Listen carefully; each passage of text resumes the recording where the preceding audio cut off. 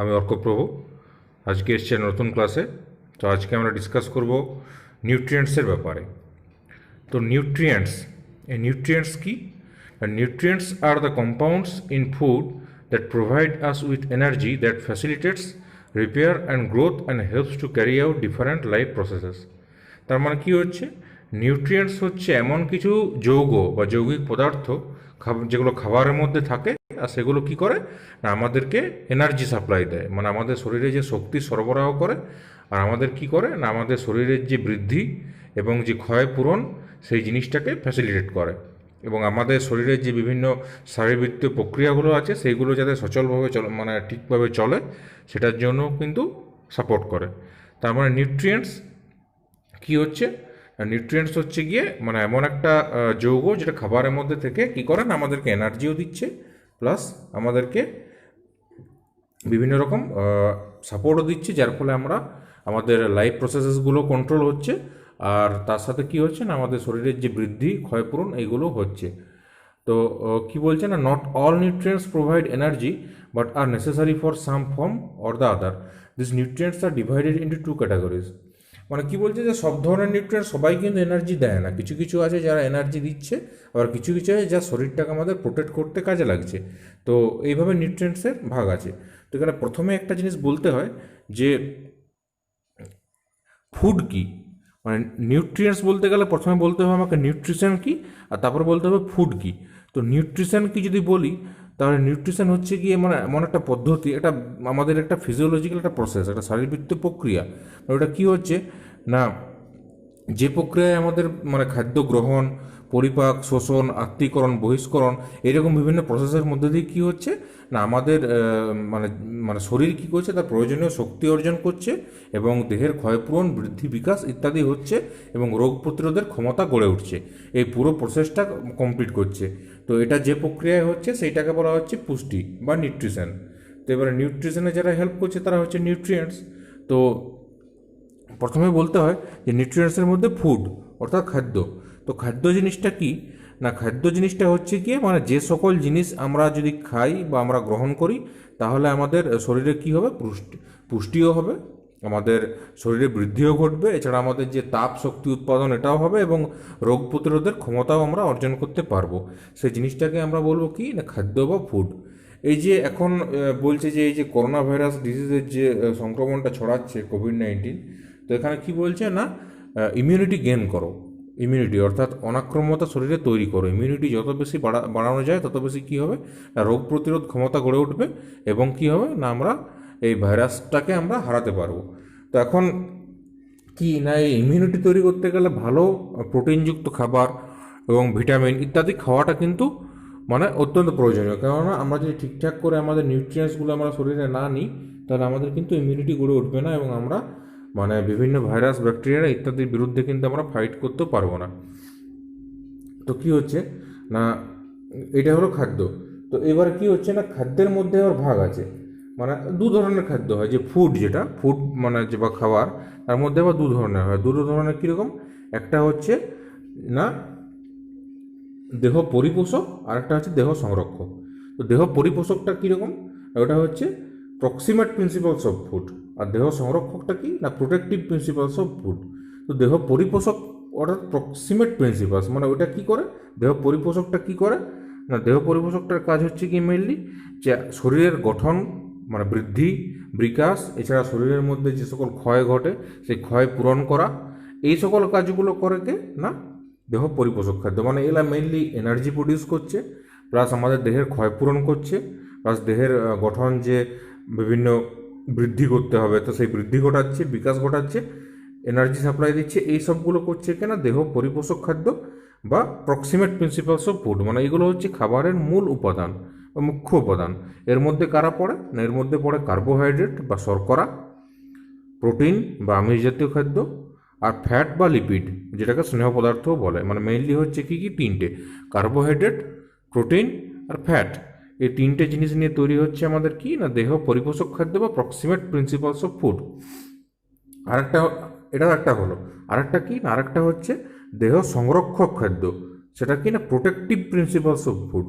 অর্থাৎ প্রোটেক্টিভ প্রিন্সিপালসটা কী জিনিস না, যেটা কিন্তু আমাদের দেহে কোনো এনার্জি সাপ্লাই দেবে না, তাপ শক্তি উৎপন্ন করবে না, আবার আমাদের কি করবে না, শরীরের গঠন বৃদ্ধি ইত্যাদিতেও হেল্প করবে না, কিন্তু এটা কি করবে, বিভিন্ন রোগ সংক্রমণের হাত থেকে আমাদের শরীরকে প্রোটেক্ট করবে। মানে আমাদের শরীরটাকে প্রোটেক্ট করবে, কিন্তু শরীরে কিন্তু কোনো বৃদ্ধি বিকাশ এইসব জায়গাতে কিন্তু হেল্প করছে না, মানে গ্রোথ ডেভেলপমেন্ট এইসব জায়গাতে কিন্তু হেল্প করছে না। সেটা হচ্ছে প্রোটেক্টিভ প্রিন্সিপালস অফ ফুড, মানে দেহ সংরক্ষক খাদ্য। তো তাদের মধ্যে কারা আছে না, তাদের মধ্যে আছে ভিটামিন, বিভিন্ন খনিজ পদার্থ বা মিনারেলস, আর আছে জল। মানে মেনলি কী কী, ভিটামিন, জল আর মিনারেলস, এগুলো হচ্ছে দেহ সংরক্ষক খাদ্য বা প্রোটেক্টিভ প্রিন্সিপালস অফ ফুড। মানে এগুলো কী করছে, আমাদের দেহের বিভিন্ন রোগ সংক্রমণ ইত্যাদি হওয়ার হাত থেকে শরীরকে বাঁচাচ্ছে, কিন্তু কোনো রকম গ্রোথ অ্যান্ড ডেভেলপমেন্ট এবং এনার্জি প্রোডাকশানে কিন্তু এরা হেল্প করছে না। তাহলে মেনলি কী হলো, যে ফুড, যেটা ফুড আইটেমস এবং তার মধ্যে যে নিউট্রিয়েন্টস আছে, এই নিউট্রিয়েন্টস প্রধানত কয় প্রকার না, 6 প্রকার। 6 প্রকার কী কী না, carbohydrate, protein, fat, vitamin, minerals আর ওয়াটার। 6টা কী কী না, carbohydrate, protein, fat, vitamin, minerals আর ওয়াটার। এই তো হলো খাবারের শ্রেণীবিভাগ, আর তার মধ্যে কী কী কম্পোনেন্টস থাকে। এইবারে আমার মেন টপিকে চলে আসি না, নিউট্রিয়েন্টস। নিউট্রিয়েন্টস মানে কি, নিউট্রিয়েন্টসের মানে হচ্ছে বাংলায় পরিপোষক। পরিপোষক, তো সেটাকে বলছি নিউট্রিয়েন্টস। তো নিউট্রিয়েন্টস আর খাবারের মধ্যে পার্থক্য কী, মানে যদি বলি যে food and nutrients, food food কি, ফুড মানে কি নিউট্রিয়েন্টস না, ফুড মানেই নিউট্রিয়েন্টস নয়। ফুড আর নিউট্রিয়েন্টসের মধ্যে কিছু বেসিক ডিফারেন্সেস আছে। তো সেইগুলো কী কী, ফুড কোনটাকে বলবো, নিউট্রিয়েন্টস কোনটাকে বলবো না। ফুডটা হচ্ছে গিয়ে যে আমরা ধরো তোমার এই যে কার্বোহাইড্রেট, ফ্যাট, প্রোটিন, এই যে বিভিন্ন ধরনের আমরা খাবার খাচ্ছি বা সেটাকে মানে গ্রহণ করছি, তো এই খাবারগুলো কি হচ্ছে না, আমাদের শরীরে গিয়ে ডাইজেস্টিভ সিস্টেমের মধ্যে কি হচ্ছে না, পরিপাচিত হচ্ছে, পাচিত হচ্ছে, এবং ওখানে কি হচ্ছে, অ্যাবসর্পশন হচ্ছে, অ্যাসিমিলেশন হচ্ছে, এইসব প্রসেসগুলো ঘটছে। মানে আমাদের হজম করতে হচ্ছে এক প্রকার। বিভিন্ন ডাইজেস্টিভ সিস্টেম আমি পড়িয়েছি, সেখানে আমি এটা বলেছি যে কীরকমভাবে বিভিন্ন এনজাইম আমাদের খাবারগুলোকে হজম করতে বা পাচন করতে সাহায্য করে। তো সেই জিনিসটা এখানে ফুডের ক্ষেত্রে, খাবারের ক্ষেত্রে কিন্তু সেটা হয়, যে আমরা যে খাবারটা খাবো সেটা আমাদের শরীরে গিয়ে পাচিত হবে, শোষিত হবে, এবং তার থেকে আমাদের যে কার্বোহাইড্রেট, প্রোটিন, ফ্যাটগুলো মানে ওই যে সিম্পল ফর্মগুলো আমরা পাবো, সেটা আমাদের শরীরে কাজে লাগবে। এইটা হচ্ছে ফুড। আর কিন্তু নিউট্রিয়েন্টস কোনগুলো, নিউট্রিয়েন্টস হচ্ছে গিয়ে যেগুলো কিন্তু মানে মানে আমাদের একদম সিম্পল পার্ট, যেটা একদম শোষিত হওয়ার পর একদম সিম্পল যে পার্টগুলো পড়ে থাকছে, যে কার্বোহাইড্রেট, প্রোটিন, ফ্যাট, মিনারেলস ইত্যাদির যে একদম সিম্পল ফর্মটা পড়ে থাকবে, সেটা কিন্তু আমাদের শরীরে কাজে লাগবে, আমাদের গ্রোথ, ডেভেলপমেন্ট, এনার্জি প্রোডাকশন এইসব জায়গাতে কিন্তু এরা হেল্প করবে। এইগুলো হচ্ছে নিউট্রিয়েন্টস বা পরিপোষক। তার মানে বলতে পারি যে ফুড বা খাবারের একদম ক্ষুদ্র সিম্পল ফর্মটা হচ্ছে নিউট্রিয়েন্টস। মানে নিউট্রিয়েন্টস কিন্তু অবিকৃত থাকে, নিউট্রিয়েন্টসের জন্য কিন্তু কোনো রকম পাচন প্রক্রিয়ার দরকার পড়ে না। ফুড, খাবারটাকে কিন্তু হজম করতে হচ্ছে, কিন্তু নিউট্রিয়েন্টটাকে হজম করতে হচ্ছে না। মানে ফুড বা খাবারের একদম সিম্পল ফর্মটা হচ্ছে গিয়ে নিউট্রিয়েন্টস।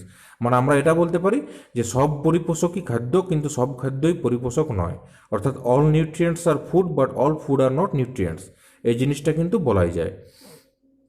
আর যে সকল খাবার থেকে আমরা প্রচুর পরিমাণে নিউট্রিয়েন্টস পাই, সেগুলো হচ্ছে পুষ্টিকর খাদ্য বা নিউট্রিশিয়াস ফুড বলে, যেমন দুধ, ডিম, এইসব হচ্ছে পুষ্টিকর খাদ্য বা নিউট্রিশিয়াস ফুড। তো তাহলে নিউট্রিয়েন্টস বুঝলে কাকে বলে, ফুড আর নিউট্রিয়েন্টসের তফাৎ কি সেটাও বুঝলে। এরপর আমরা চলে যাব নেক্সট টপিকের দিকে। এই যে নিউট্রিয়েন্টসকে আমরা, যে নিউট্রিয়েন্টস বা পরিপোষক নিয়ে এতক্ষণ ধরে বললাম, তো সেই নিউট্রিয়েন্টসকে আমরা দুভাগে ভাগ করছি। সেটা কি কি, একটা হচ্ছে ম্যাক্রোনিউট্রিয়েন্টস আর একটা হচ্ছে মাইক্রোনিউট্রিয়েন্টস। তো ম্যাক্রোনিউট্রিয়েন্টসটা কি না, which are required by the body in large amounts, মানে আমাদের শরীরে যেটা প্রচুর পরিমাণে প্রয়োজন হয়, সেইটা হচ্ছে কি ম্যাক্রোনিউট্রিয়েন্টস। আর মাইক্রোনিউট্রিয়েন্টস মানে কি না, আমাদের শরীরে যেটা কম পরিমাণে প্রয়োজন হয়, সেটা হচ্ছে মাইক্রোনিউট্রিয়েন্টস। ম্যাক্রো মানে বড় আর মাইক্রো মানে ছোট। তো সেই জন্য প্রচুর পরিমাণে যেটা লাগছে নিউট্রিয়েন্টসটা, সেটা হচ্ছে ম্যাক্রোনিউট্রিয়েন্টস, আর যেটা কম পরিমাণে লাগছে সেটা হচ্ছে মাইক্রোনিউট্রিয়েন্টস। তো in general there are two types of nutrients, এটা তো বললাম ম্যাক্রোনিউট্রিয়েন্টস আর মাইক্রোনিউট্রিয়েন্টস। এবারে কি না, above nutrients could be obtained from the environment. Macronutrients provide energy to a living being for the function of the metabolic system. They provide massive energy as it is convert used to obtain energy. Macronutrients include fats, proteins and carbohydrates. তো কী হচ্ছে না, এই যে নিউট্রিয়েন্টসগুলো আমরা কোথা থেকে পাচ্ছি না, এনভায়রনমেন্ট থেকে পাচ্ছি, আমরা পরিবেশ থেকেই পাচ্ছি। আমাদের একটা জিনিস জেনে রাখো যে আমরা যে খাবার খাই বা আমরা যে খাবার পাই প্রত্যেকটাই কিন্তু আমরা নেচার থেকে পাই বা প্রকৃতি থেকে পাই বা এনভায়রনমেন্ট থেকে পাই। আমরা কিন্তু কোনো খাবার নিজে এখনো পর্যন্ত প্রডিউস করতে পারি না, ওরা একমাত্র কিন্তু গাছ পারে। গাছ কি করে না, গাছ নিজেই সালোক সংশ্লেষ বা ফটোসিনথেসিস প্রক্রিয়ায় নিজের খাবারটা নিজেই তৈরি করে নিতে পারে, কিন্তু আমরা মানুষ বা অন্যান্য যে জীবজন্তু যারা আছে তারা কিন্তু এটা করতে পারছি না, কেননা আমাদের সালোক সংশ্লেষ বা ফটোসিনথেসিস করার মতো আমাদের শরীরের মধ্যে সেরকম মানে ফ্যাসিলিটিস কিন্তু আমাদের নেই। তো এবার কী হচ্ছে না, আমাদেরকে সব খাবারটা নেচার থেকে নিতে হচ্ছে, সেটা তুমি নিরামিষ খাও বা আমিষ খাও। নিরামিষ খাবারের মধ্যে সেগুলো সব গাছ থেকেই পাচ্ছি, আর আমিষ খাবার যেগুলো সেগুলো পাচ্ছি কি থেকে না, বিভিন্ন ধরনের অ্যানিমালস থেকে, সেটা মাছ হতে পারে, বিভিন্ন প্রাণী হতে পারে। তো এইসব থেকে আমরা কিন্তু পাচ্ছি, এমনকি দুধ যেটা সেটাও আমরা গরু থেকে পাচ্ছি। মানে মোট কথা আমরা কিন্তু সব খাবারই কিন্তু প্রকৃতি বা নেচার থেকেই পাচ্ছি, আমরা কিন্তু এখনও প্রোডাকশান করতে পারি না। মানে এমনিভাবে যে আমরা কোনো কিছু একটা বানিয়ে নিলাম ফ্যাক্টরিতে, সেটা কিন্তু হয় না। এখনও আমাদেরকে খাবারের যে মূল কাঁচামালগুলো সেগুলো কিন্তু আমাদেরকে নেচার থেকেই কালেক্ট করতে হয়। তো এবার কী হচ্ছে না, ম্যাক্রোনিউট্রিয়েন্টস যেগুলো কী করে না, মেটাবলিজম আমাদের যে প্রসেসটা আছে মেটাবলিক সিস্টেমের, ওখানে কিন্তু প্রচুর পরিমাণে কিন্তু আমাদেরকে এনার্জি প্রোভাইডস করছে। এই যে macronutrients provide energy to a living being for the function of the metabolic system. আমাদের শরীরের যে এনার্জি সাপ্লাই সেটা কিন্তু দিচ্ছে কেন macronutrients. They provide massive energy, প্রচুর পরিমাণে এনার্জি আমাদেরকে দিচ্ছে। আর ওইগুলো কি হচ্ছে না, কোথা থেকে ম্যাক্রোনিউট্রিয়েন্টস কোনগুলো না, সেগুলো হচ্ছে আমাদের ফ্যাটস, প্রোটিনস আর কার্বোহাইড্রেটস। এই যে তিন ধরনের খাদ্য উপাদান বা তিন ধরনের নিউট্রিয়েন্টস আছে, যেগুলো কার্বোহাইড্রেট, প্রোটিন আর ফ্যাট, এই তিনটে হচ্ছে ম্যাক্রোনিউট্রিয়েন্টস। আর মাইক্রোনিউট্রিয়েন্ট কোনগুলো না, micronutrients provides essential components for metabolism to be carried out. They also build and repair damaged tissues in order to control the body process. Micronutrients include calcium, iron, minerals and vitamin C. এটা কি হচ্ছে না, micronutrient কোনগুলো, micronutrient হচ্ছে গিয়ে provide essential components for metabolism to be carried out. They also build and repair damage tissues in order to control the body process. মানে আমাদের বডির যে বিভিন্ন ধরনের যে ক্ষয় ঘটে সেই ক্ষয় পূরণ করে, এমনকি আমার যে টিস্যু বা কলার যে আমাদের বিভিন্ন রকমের ড্যামেজ হয়, টিস্যু ড্যামেজ, সেই ড্যামেজগুলোকেও রিপেয়ার করে দিচ্ছে, আর আমাদের বডি প্রসেস কন্ট্রোলে একটা বিশেষ ভূমিকা পালন করছে কিছু কিছু মাইক্রোনিউট্রিয়েন্টস।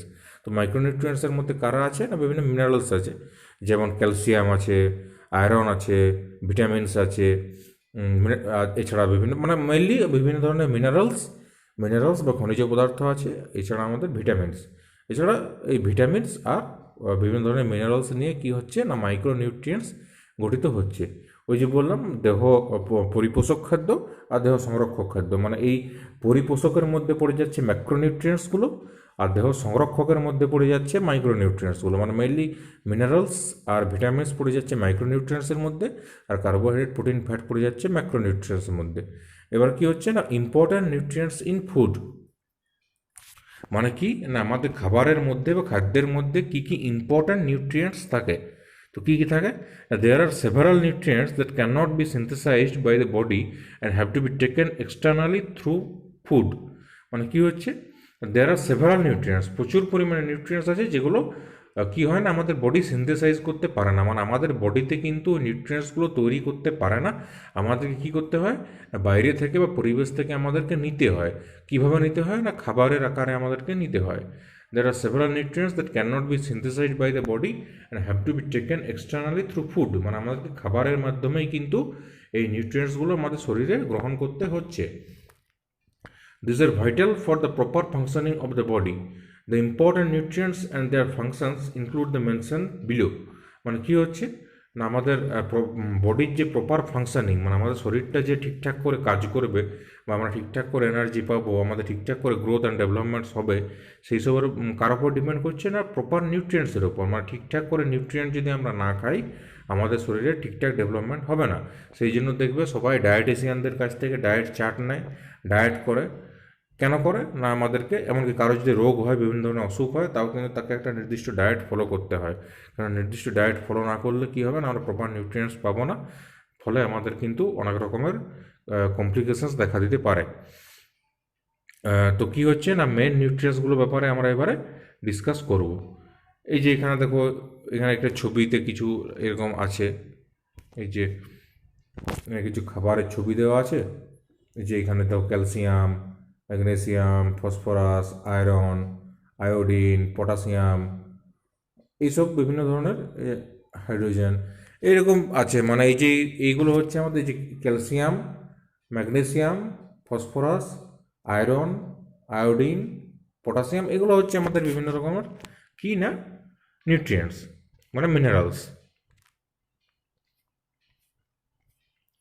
এবার কি না কার্বোহাইড্রেটস, কার্বোহাইড্রেট কি নিয়ে এবার এটা আমরা ডিসকাস করবো যে কার্বোহাইড্রেট জিনিসটা কি। It is one of the main sources of energy for human beings.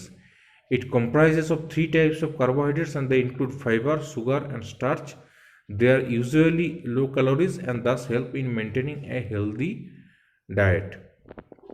তো কি হচ্ছে না কার্বোহাইড্রেট জিনিসটা কি না, কার্বোহাইড্রেট হচ্ছে কি একটা আমাদের শরীরের যে আমরা যে এনার্জি পাই, তো সেই এনার্জির একটা মেইন সোর্স, একটা প্রধান উৎস হচ্ছে কি কার্বোহাইড্রেট। আর কার্বোহাইড্রেটটা কি না, কার্বোহাইড্রেট তৈরি হয় কী কী দিয়ে না, কার্বন, হাইড্রোজেন আর অক্সিজেন, এই তিনটে এলিমেন্ট দিয়ে কিন্তু কার্বোহাইড্রেট তৈরি হয়। কার্বোহাইড্রেটকে কী বলে না, শর্করা বলে। শর্করা কেন? এই যে শর্করা মানে চিনি, মানে এটা মিষ্টি জাতীয় খাবার, তো কার্বোহাইড্রেট, সেই জন্য এটাকে বলছে মানে শর্করা। তো মানে কি কি বললাম না, কার্বন, হাইড্রোজেন আর অক্সিজেন, এই তিনটে এলিমেন্ট দিয়ে কিন্তু তৈরি হচ্ছে কার্বোহাইড্রেট। তো এই যে কার্বোহাইড্রেট, এটার একটা আণবিক সংকেত আছে, মলিকুলার একটা ফর্মুলা আছে, তো ওটা একটা জেনারেল ফর্মুলা।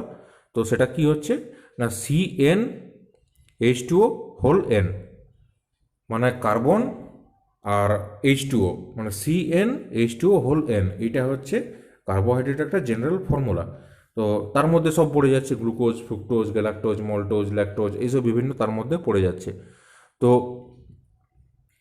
এবার এই যে কার্বোহাইড্রেট, এটা কি হচ্ছে না, এটা হচ্ছে একটা বায়োমলিকিউল। বায়োমলিকিউল মানে কি, একটা মানে জৈব অণু, মানে একটা জীব দেহের, মানে একটা মানুষ যেমন একটা জীব, তো মানুষের দেহে যে বিভিন্ন রকমের মলিকিউলস থাকে, নেচারে বিভিন্ন মলিকিউলস থাকে, তো প্রকৃতিতে এই যে কার্বন, হাইড্রোজেন, অক্সিজেন, এগুলো হচ্ছে বিভিন্ন ন্যাচারাল মলিকিউলস, মানে মানে অ্যাটমসফিয়ারে আছে এরকম বিভিন্ন ছোটো ছোটো ছোটো ছোটো মলিকিউলস বা অণু হচ্ছে এইগুলো। এবারে কি না, আমাদের শরীরের মধ্যেও বা জীবদেহের মধ্যেও তো বিভিন্ন ধরনের মলিকিউলস থাকে বা অণু থাকে, তো সেই রকম একটা মলিকিউল হচ্ছে কি না এই কার্বোহাইড্রেট। তো এটা কি হচ্ছে না, carbohydrates they are usually low calories and thus help in maintaining a healthy diet. মানে এগুলোতে মেনলি কী হয়, মানে খুব প্রচুর পরিমাণে ক্যালোরি থাকে না, একটু কম ক্যালোরি থাকে, এবং আমাদেরকে একটা বেশ একটা মেনটেন্ড হেলদি ডায়েট হিসাবে এটাকে আমরা ইউজ করি। আর কি না, carbohydrates are the important biomolecules that are a major part of living organisms. They are also called as the hydrates of carbon and are primarily produced by plants. তো কী হচ্ছে, কার্বোহাইড্রেটস হচ্ছে একটা ইম্পর্ট্যান্ট বায়োমলিকিউল বা ইম্পর্ট্যান্ট জীব অণু, যেটা কোথায় থাকে না, বিভিন্ন লিভিং অর্গানিজমস থেকে আমরা পাই, বিভিন্ন জীবিত, মানে বিভিন্ন উদ্ভিদ, মেনলি উদ্ভিদ থেকে, বিভিন্ন ধরনের গাছ থেকে আমরা পাই। They are also called as the hydrates of carbon and are primarily produced by plants. মানে মূলত বিভিন্ন ধরনের গাছ থেকে আমরা কার্বোহাইড্রেটস পাচ্ছি। একে কী বলা হচ্ছে না, কার্বনের হাইড্রেট যৌগ এটাকে বলা হচ্ছে, সেই জন্য এটা কার্বোহাইড্রেট। মানে এখানে কার্বনও আছে, আবার হাইড্রেটের মধ্যে কি না, হাইড্রোজেন আর অক্সিজেন থাকে, হাইড্রোজেন অক্সিজেনকে একসাথে বলা হাইড্রেট, তো সেই জন্য এটা হচ্ছে কার্বোহাইড্রেট। তো some important carbohydrates. Sucrose, commonly used sugar in day-to-day life, is a disaccharide which on hydrolysis gives glucose and fructose. তো এটার আগে আমাদেরকে বলতে হচ্ছে কি না, এই যে কার্বোহাইড্রেটটা কি হচ্ছে না, মেইনলি কার্বোহাইড্রেট হয় তিন ধরনের কীরকম না, একটা হচ্ছে মনোস্যাকারাইড, আর একটা হচ্ছে ডাইস্যাকারাইড, আর একটা হচ্ছে অলিগোস্যাকারাইড। তো এছাড়া অনেকে আবার এটাকে চারটাও বলে, যেমন কেউ বলে মনোস্যাকারাইড, ডাইস্যাকারাইড, অলিগোস্যাকারাইড আর পলিস্যাকারাইড। তো এখানে আমরা প্রধানত চারটেই ধরলাম। আবার অনেক সময় কী করি না, আমরা অলিগোস্যাকারাইডটাকে ধরি না, ওটাকে পলিস্যাকারাইডের মধ্যেই ধরে নিই। কিন্তু ভালোভাবে যদি আমরা দেখি তাহলে আমাদেরকে চারটেই ধরতে হবে। কী কী না, মনোস্যাকারাইড, ডাইস্যাকারাইড, অলিগোস্যাকারাইড আর পলিস্যাকারাইড। এবার এটাকে ডেসক্রাইব করি না কোনটা কি। মনোস্যাকারাইড হচ্ছে কি, মনো মানে হচ্ছে এক, গ্রিক ওয়ার্ড সব এগুলো, সব মানে গ্রিক বিভিন্ন ওয়ার্ড থেকে আমরা এগুলো টার্মগুলো পেয়েছি। তো মনো মানে হচ্ছে এক, আর স্যাকারাইড মানে কি হচ্ছে, স্যাকারাইড মানে হচ্ছে শর্করা, মানে যদি বলি গ্রিক ওয়ার্ড মনস মানে হচ্ছে এক, আর স্যাকারন মানে হচ্ছে শর্করা, তার মানে হচ্ছে এক শর্করা। মানে কি হচ্ছে না, যে সকল অণুকে হাইড্রোলাইসিস যদি করি বা হাইড্রোলাইসিস যদি করা হয় বা জল বিশ্লেষণ যদি করা হয়, তাহলে কি হবে না, একাধিক ক্ষুদ্রতর কার্বোহাইড্রেট অণুতে পরিণত করা সম্ভব, তাদেরকে মনোস্যাকারাইড বলে। মানে ওইটা হচ্ছে মনোস্যাকারাইডটা কি জিনিস, মানে একদম ক্ষুদ্রতম কার্বোহাইড্রেট, একটা ক্ষুদ্রতম একটা সিম্পল মলিকিউল নিয়ে, একটা সিম্পল অণু নিয়ে তৈরি। সেটা হচ্ছে কি কি না, যেমন গ্লুকোজ, ফ্রুক্টোজ, গ্যালাক্টোজ, এইগুলো হচ্ছে কি না মনোস্যাকারাইডস। তো এই যে গ্লুকোজ, ফ্রুক্টোজ, গ্যালাক্টোজ এগুলো কি না মনোস্যাকারাইড, কেননা এটা হচ্ছে কার্বোহাইড্রেট একটা ইউনিট, মানে একদম একক, একে আর ভাঙা যাবে না। গ্লুকোজকে, ফ্রুক্টোজকে আর ভাঙা যায় না, কারণ কার্বোহাইড্রেটের সবচেয়ে যে সিম্পল ফর্মই কিন্তু এরা থাকে, সেই জন্য এরা হচ্ছে মনোস্যাকারাইড। আর ডাইস্যাকারাইডটা কি না, ডাইস্যাকারাইড হচ্ছে যে ডাই মানে কি, ডাই মানে হচ্ছে দুই, আর স্যাকারাইড তো শর্করা, তার মানে এটা কি হচ্ছে দ্বি শর্করা। কীরকম থাকে, এখানে দুটো দুটো মনোস্যাকারাইড একসাথে মিলে কিন্তু একটা ডাইস্যাকারাইড তৈরি করে। আর এই যে বললাম এই যেগুলো মানে একসাথে যুক্ত হয় কীভাবে না, গ্লাইকোসাইডিক বন্ডের মাধ্যমে। একটা বন্ড আছে গ্লাইকোসাইডিক বন্ড, কেমিস্ট্রির জন্য বিভিন্ন বন্ড হয়, তো যেমন তোমার হাইড্রোজেন বন্ড হয়, কোভ্যালেন্ট বন্ড হয়, ইলেকট্রোস্ট্যাটিক বন্ড হয়, তো সেরকম এটা হচ্ছে একটা বন্ড, গ্লাইকোসাইডিক বন্ড। গ্লাইকোসাইডিক বন্ডের মাধ্যমে কি হচ্ছে না, দুটো দুটো মনোস্যাকারাইড একসাথে যুক্ত হচ্ছে, দিয়ে একটা ডাইস্যাকারাইড ফর্ম করছে। যেমন কি না ল্যাকটোজ, মল্টোজ, সুক্রোজ, এরকম। সুক্রোজ কি হয় না, গ্লুকোজ আর ফ্রুক্টোজ একসাথে মিলে একটা সুক্রোজ অণু তৈরি করে। কারণ দেখো গ্লুকোজ হচ্ছে একটা মনোস্যাকারাইড, ফ্রুক্টোজও হচ্ছে একটা মনোস্যাকারাইড, কিন্তু গ্লুকোজ আর ফ্রুক্টোজ একসাথে গ্লাইকোসাইডিক বন্ড দিয়ে যুক্ত হয়ে গেল, তখন তৈরি হয়ে গেল কি না সুক্রোজ, আর সুক্রোজটা হয়ে গেল একটা ডাইস্যাকারাইড। তো এটা হচ্ছে ডাইস্যাকারাইড। আর অলিগোস্যাকারাইড কোনগুলো না, অলিগোস্যাকারাইড হচ্ছে, অলিগো মানে কি, অলিগো মানে হচ্ছে কিছু, মানে কিছু সংখ্যক, মানে দুইয়ের থেকে বেশি, মানে 2 থেকে 9-এর মধ্যে যখন হয় ওটা, তো ওটাকে অলিগো বলে। মানে মোটামুটি 2 থেকে 9-এর মধ্যে, সেটা 5, 6, 7, 8 যে কিছু হতে পারে। যেমন ওই রকম কিছু সংখ্যক মনোস্যাকারাইড যখন একসাথে যুক্ত হয়ে একটা অলিগোস্যাকারাইড ফর্ম করছে বা অলিগোস্যাকারাইড তৈরি করছে, কিছু সংখ্যক মানে 2 থেকে 9 সংখ্যক মনোস্যাকারাইড যুক্ত হয়ে এটা করছে। যেমন রাফিনোজ, রাফিনোজ কি না ত্রিশর্করা, রাফিনোজের মধ্যে 3টে মনোস্যাকারাইডস থাকছে। এছাড়া আছে স্করোডোজ, স্করোডোজের মধ্যে কি না 4টে মনোস্যাকারাইড থাকছে। তো এরকম রাফিনোজ, স্করোডোজ এগুলো হচ্ছে অলিগোস্যাকারাইডস। তারপরে নেক্সট কি না পলিস্যাকারাইড। পলি মানে কি, পলি মানে হচ্ছে বহু, অনেক, প্রচুর। তো অনেকগুলো স্যাকারাইডস বা অনেকগুলো শর্করা নিয়ে হচ্ছে পলিস্যাকারাইডস। মানে অনেকগুলো থাকে, অনেকগুলো মনোস্যাকারাইড একসাথে যুক্ত থাকে। তো অনেকগুলো থাকে, সেটা কি কি না সেরকম হচ্ছে একটা, যেমন আমাদের সেলুলোজ, সেলুলোজ। তারপর আমাদের হচ্ছে গিয়ে কি না স্টার্চ বা শ্বেতসার, যেটা আমরা বিভিন্ন ধান, চাল, গম এটা থেকে যেটা আমরা পাই শ্বেতসার বা স্টার্চ, সেটাও। এমনকি বিভিন্ন গাছের পাতা যে সেলুলোজ থাকে সেটাও। তো এই সেলুলোজ আর স্টার্চ বা শ্বেতসার এগুলো হচ্ছে কি পলিস্যাকারাইড।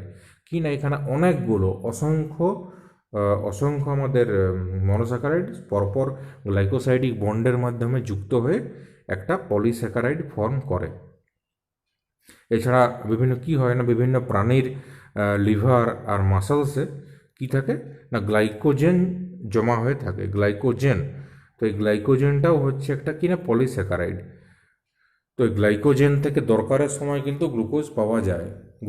নিওজেনেসিস পদ্ধতিতে কি হয় না, গ্লাইকোজেন থেকে কিন্তু গ্লুকোজটা প্রোডাকশন হয় দরকারের সময়। আর গ্লাইকোজেনটা লিভারে আর পেশিতে কিন্তু আমাদের প্রাণীদের জীবদেহে কিন্তু সঞ্চিত থাকে। তো এই হচ্ছে গ্লাইকোজেন। আর কি বললাম না, স্টার্চ বা শ্বেতসার তো বললাম, বিভিন্ন ধান, গম, যব, আলু, বার্লি এইসব খাবার থেকে কিন্তু শ্বেতসার বা স্টার্চটা পাওয়া যায়।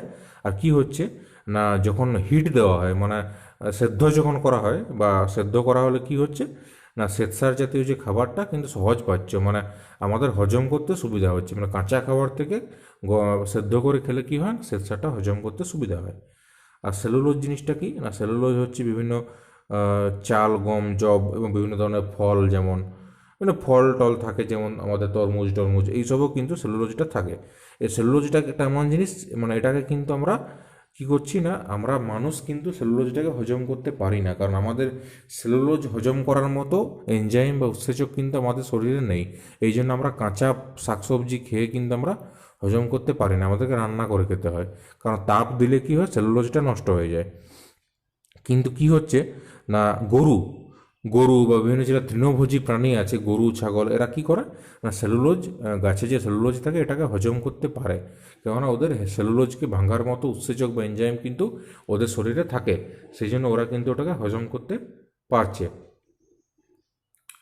তাহলে এই হচ্ছে ব্যাপার। এরপরে কি না, কার্বোহাইড্রেটের তাপন মূল্য বা ক্যালোরিফিক ভ্যালু। ক্যালোরিফিক ভ্যালুটা কী জিনিস? ক্যালোরিফিক ভ্যালুটা হচ্ছে যে কোনো একটা খাবারকে যদি সম্পূর্ণ জারণ করা হয় বা সম্পূর্ণভাবে পোড়ানো হয়, কোনো একটা খাবারকে যদি সম্পূর্ণভাবে অক্সিডাইজড করা হয় বা জারণ করা হয়, তাহলে কি হবে, যে পরিমাণ তাপ শক্তি পাওয়া যাবে সেটাই হচ্ছে ওই খাদ্যের তাপন মূল্য বা ক্যালোরিফিক ভ্যালু। মানে যে কোনো খাবারের শক্তি মূল্যটা এরকম করেই প্রকাশ করা হয়। কীরকম এবারে ক্যালোরিফিক ভ্যালুটা কী হচ্ছে না, এই যে ধরো কার্বোহাইড্রেট জাতীয় খাবার, তো কার্বোহাইড্রেট জাতীয় খাবারকে যদি 1 গ্রাম, মানে কোনো 1 গ্রাম যদি কার্বোহাইড্রেট জাতীয় খাবারকে যদি জারণ করানো হয় বা অক্সিডাইজড করানো হয়, তাহলে কি পাবো না, আমরা মোটামুটি 4 থেকে 4.1 কিলো ক্যালোরি কিন্তু তাপ আমরা পাবো। অনলি 4 থেকে 4.1 বা 4 থেকে 4.1 কিলো ক্যালোরি তাপ কিন্তু আমরা পাবো। তো এই হচ্ছে কার্বোহাইড্রেটের ক্যালোরিফিক ভ্যালু, মানে কার্বোহাইড্রেট ক্যালোরিফিক ভ্যালু তার মানে কী হলো না, ওই যেটা বললাম আমি, ওই 4.0 কিলো ক্যালোরি পার গ্রাম বা 4.1 কিলো ক্যালোরি পার গ্রাম, এইটা হচ্ছে কার্বোহাইড্রেটের তাপন মূল্য বা ক্যালোরিফিক ভ্যালু। আর আমাদের কি না, আমাদের মানুষের যেটা দৈনন্দিন চাহিদা, মানে আমরা দৈনন্দিন যে খাবার খাই তার মধ্যে কি হচ্ছে না, 66 থেকে 78% ক্যালোরি কিন্তু কার্বোহাইড্রেট জাতীয় খাবার থেকে আমরা পাচ্ছি। অলমোস্ট 70%, 66 থেকে 78% আমরা ক্যালোরি কিন্তু আমরা কার্বোহাইড্রেট জাতীয় খাবার থেকে কিন্তু আমরা পাচ্ছি। আর একটা সুস্থ সবল মানুষ, একটা সুস্থ সবল মানুষের, প্রাপ্তবয়স্ক মানুষের কি হয় না, প্রত্যেক দিন মোটামুটি 450 থেকে 600 গ্রাম কার্বোহাইড্রেট জাতীয় খাবার কিন্তু প্রয়োজন হয়। অলমোস্ট 450 থেকে 600 গ্রাম খাবার কিন্তু আমাদের লাগে একটা প্রাপ্তবয়স্ক মানুষের। আর বিভিন্ন ধরনের যে কার্বোহাইড্রেটগুলো আছে, তো কার্বোহাইড্রেটগুলো পাওয়া যায় কোথায় না, ওটা বিভিন্ন ধরনের মানে খাবারের সোর্স থেকে পাওয়া যায়। যেমন এই যে শ্বেতসার যেটা বললাম, স্টার্চ, ওইগুলো পাওয়া যায় কোথা থেকে না, চাল, গম, আলু, ওল, কচু, বার্লি এইসব থেকে। তারপর যে গ্লুকোজটা কোথা থেকে পাওয়া যায় না, গ্লুকোজ পাওয়া যায় আঙ্গুর, খেজুর, আপেল, আখ ইত্যাদি থেকে। ফ্রুক্টোজ পাওয়া যায় কোথায় না, ফ্রুক্টোজ পাওয়া যায় আম, কলা, কমলালেবু এইসব থেকে। সুক্রোজ পাওয়া যায় চিনি, গুড়, মিছরি এইসব থেকে। ল্যাকটোজ পাওয়া যায় দুধ থেকে। মল্টোজ পাওয়া যায় চিড়ে, রুটি, ভাত ইত্যাদি যে অর্ধপাচিত অংশ সেইখান থেকে। আর সেলুলোজ পাওয়া যায় কোথা থেকে না, বিভিন্ন শাকসবজি, বেল, থোড় এইসব থেকে। আর গ্লাইকোজেন পাওয়া যায় প্রাণীর লিভারে আর মাসলসে, এসব পাওয়া যাচ্ছে, মানে এইসব জায়গা থেকে কিন্তু কার্বোহাইড্রেট পাওয়া যাচ্ছে। এরপর কি না, some important carbohydrates, glucose, sucrose commonly use sugar in day to day life is a disaccharide which on hydrolysis gives glucose and fructose. ওই যে বললাম সুক্রোজ একটা ডাইস্যাকারাইড, তো সুক্রোজকে যদি ভাঙা হয়, হাইড্রোলাইসিস করে যদি ভাঙা হয়, তাহলে কি পাবো, ওটা থেকে আমরা গ্লুকোজ পাবো আর ফ্রুক্টোজ পাবো, সেই জন্য ওটা একটা ডাইস্যাকারাইড।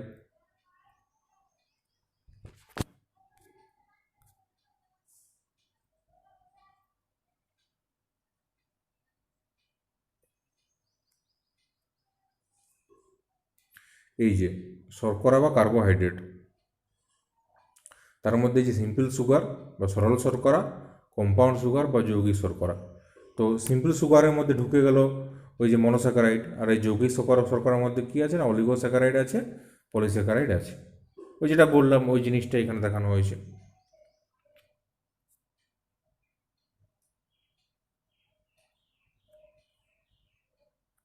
এটা কি হচ্ছে, এটা হচ্ছে গঠন, মানে কেমিক্যাল ফর্ম বা রাসায়নিক গঠন। এই যে অ্যালডোজ, অ্যালডোজ মানে কি, এটা হচ্ছে গ্লুকোজের রাসায়নিক গঠন। আর কিটোজ মানে গ্লুকোজ হচ্ছে একটা অ্যালডোজ আর ফ্রুক্টোজ হচ্ছে একটা কিটোজ, মানে কিটো গ্রুপ থাকে। আর এখানে অ্যালডিহাইড গ্রুপ থাকে সেই জন্য অ্যালডোজ, এখানে কিটোন গ্রুপ থাকে সেই জন্য কিটোজ। এই যে কিটোন গ্রুপ আছে এখানে, এখানে অ্যালডিহাইড গ্রুপ আছে।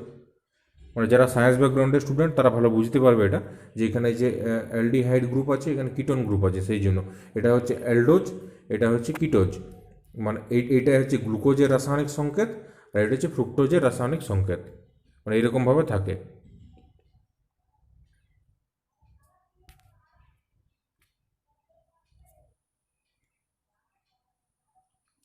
এই যে এইটা কি না, এইটা হচ্ছে স্টার্চ বা শ্বেতসার।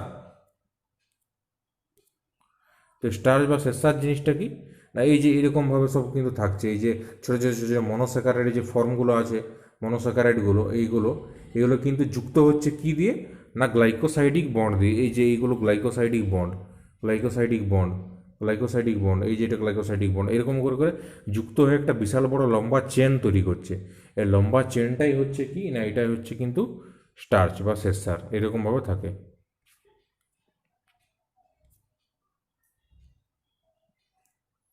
এই বিভিন্ন কার্বোহাইড্রেট উৎস, এই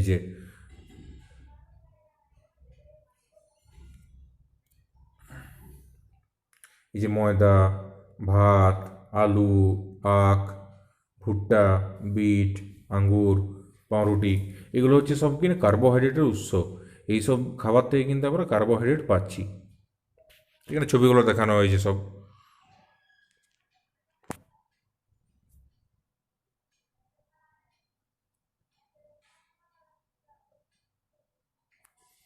এই যে এখানে আরও কিছু খাবার আমরা দেখতে পাচ্ছি, এইসব থেকেও আমরা কার্বোহাইড্রেট পাই, যে বিভিন্ন রকমের কলা, ভুট্টা, পাউরুটি, এবং নানা রকমের চাল আছে, এইসব থেকেও কিন্তু আমরা কার্বোহাইড্রেট কিন্তু আমরা পাই।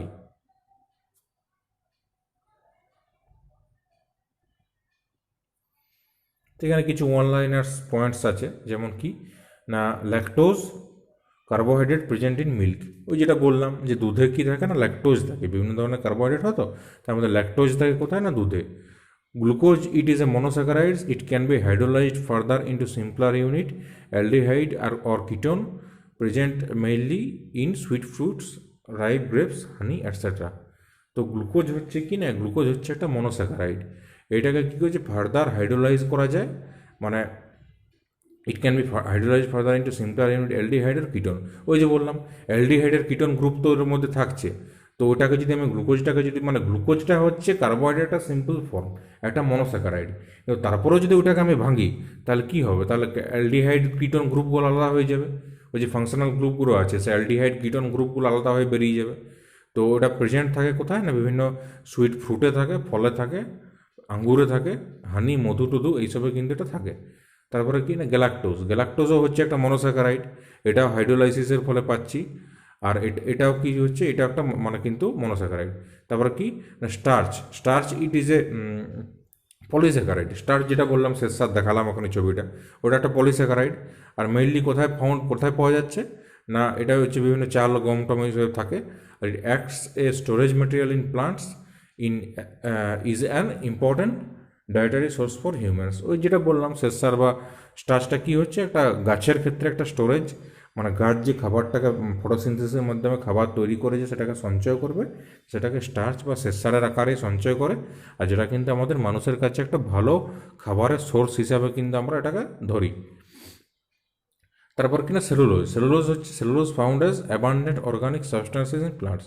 সেলুলোজটাও তাই, মানে যে কোনো গাছপাতা এইসবে কিন্তু প্রচুর পরিমাণে সেলুলোজ থাকে, বিভিন্ন তৃণভোজী প্রাণীরা খায়। এটা একটা প্রচুর পরিমাণে পাওয়া যায় এরকম একটা অর্গানিক সাবস্টেন্স, মানে একটা জৈব, মানে একটা পদার্থ যেটা কিন্তু আমরা গাছ থেকে পাচ্ছি, সেটা হচ্ছে সেলুলোজ। তারপরে কি না, glycogen similar characteristic of starch, stores carbohydrates in animals mainly in liver and muscles.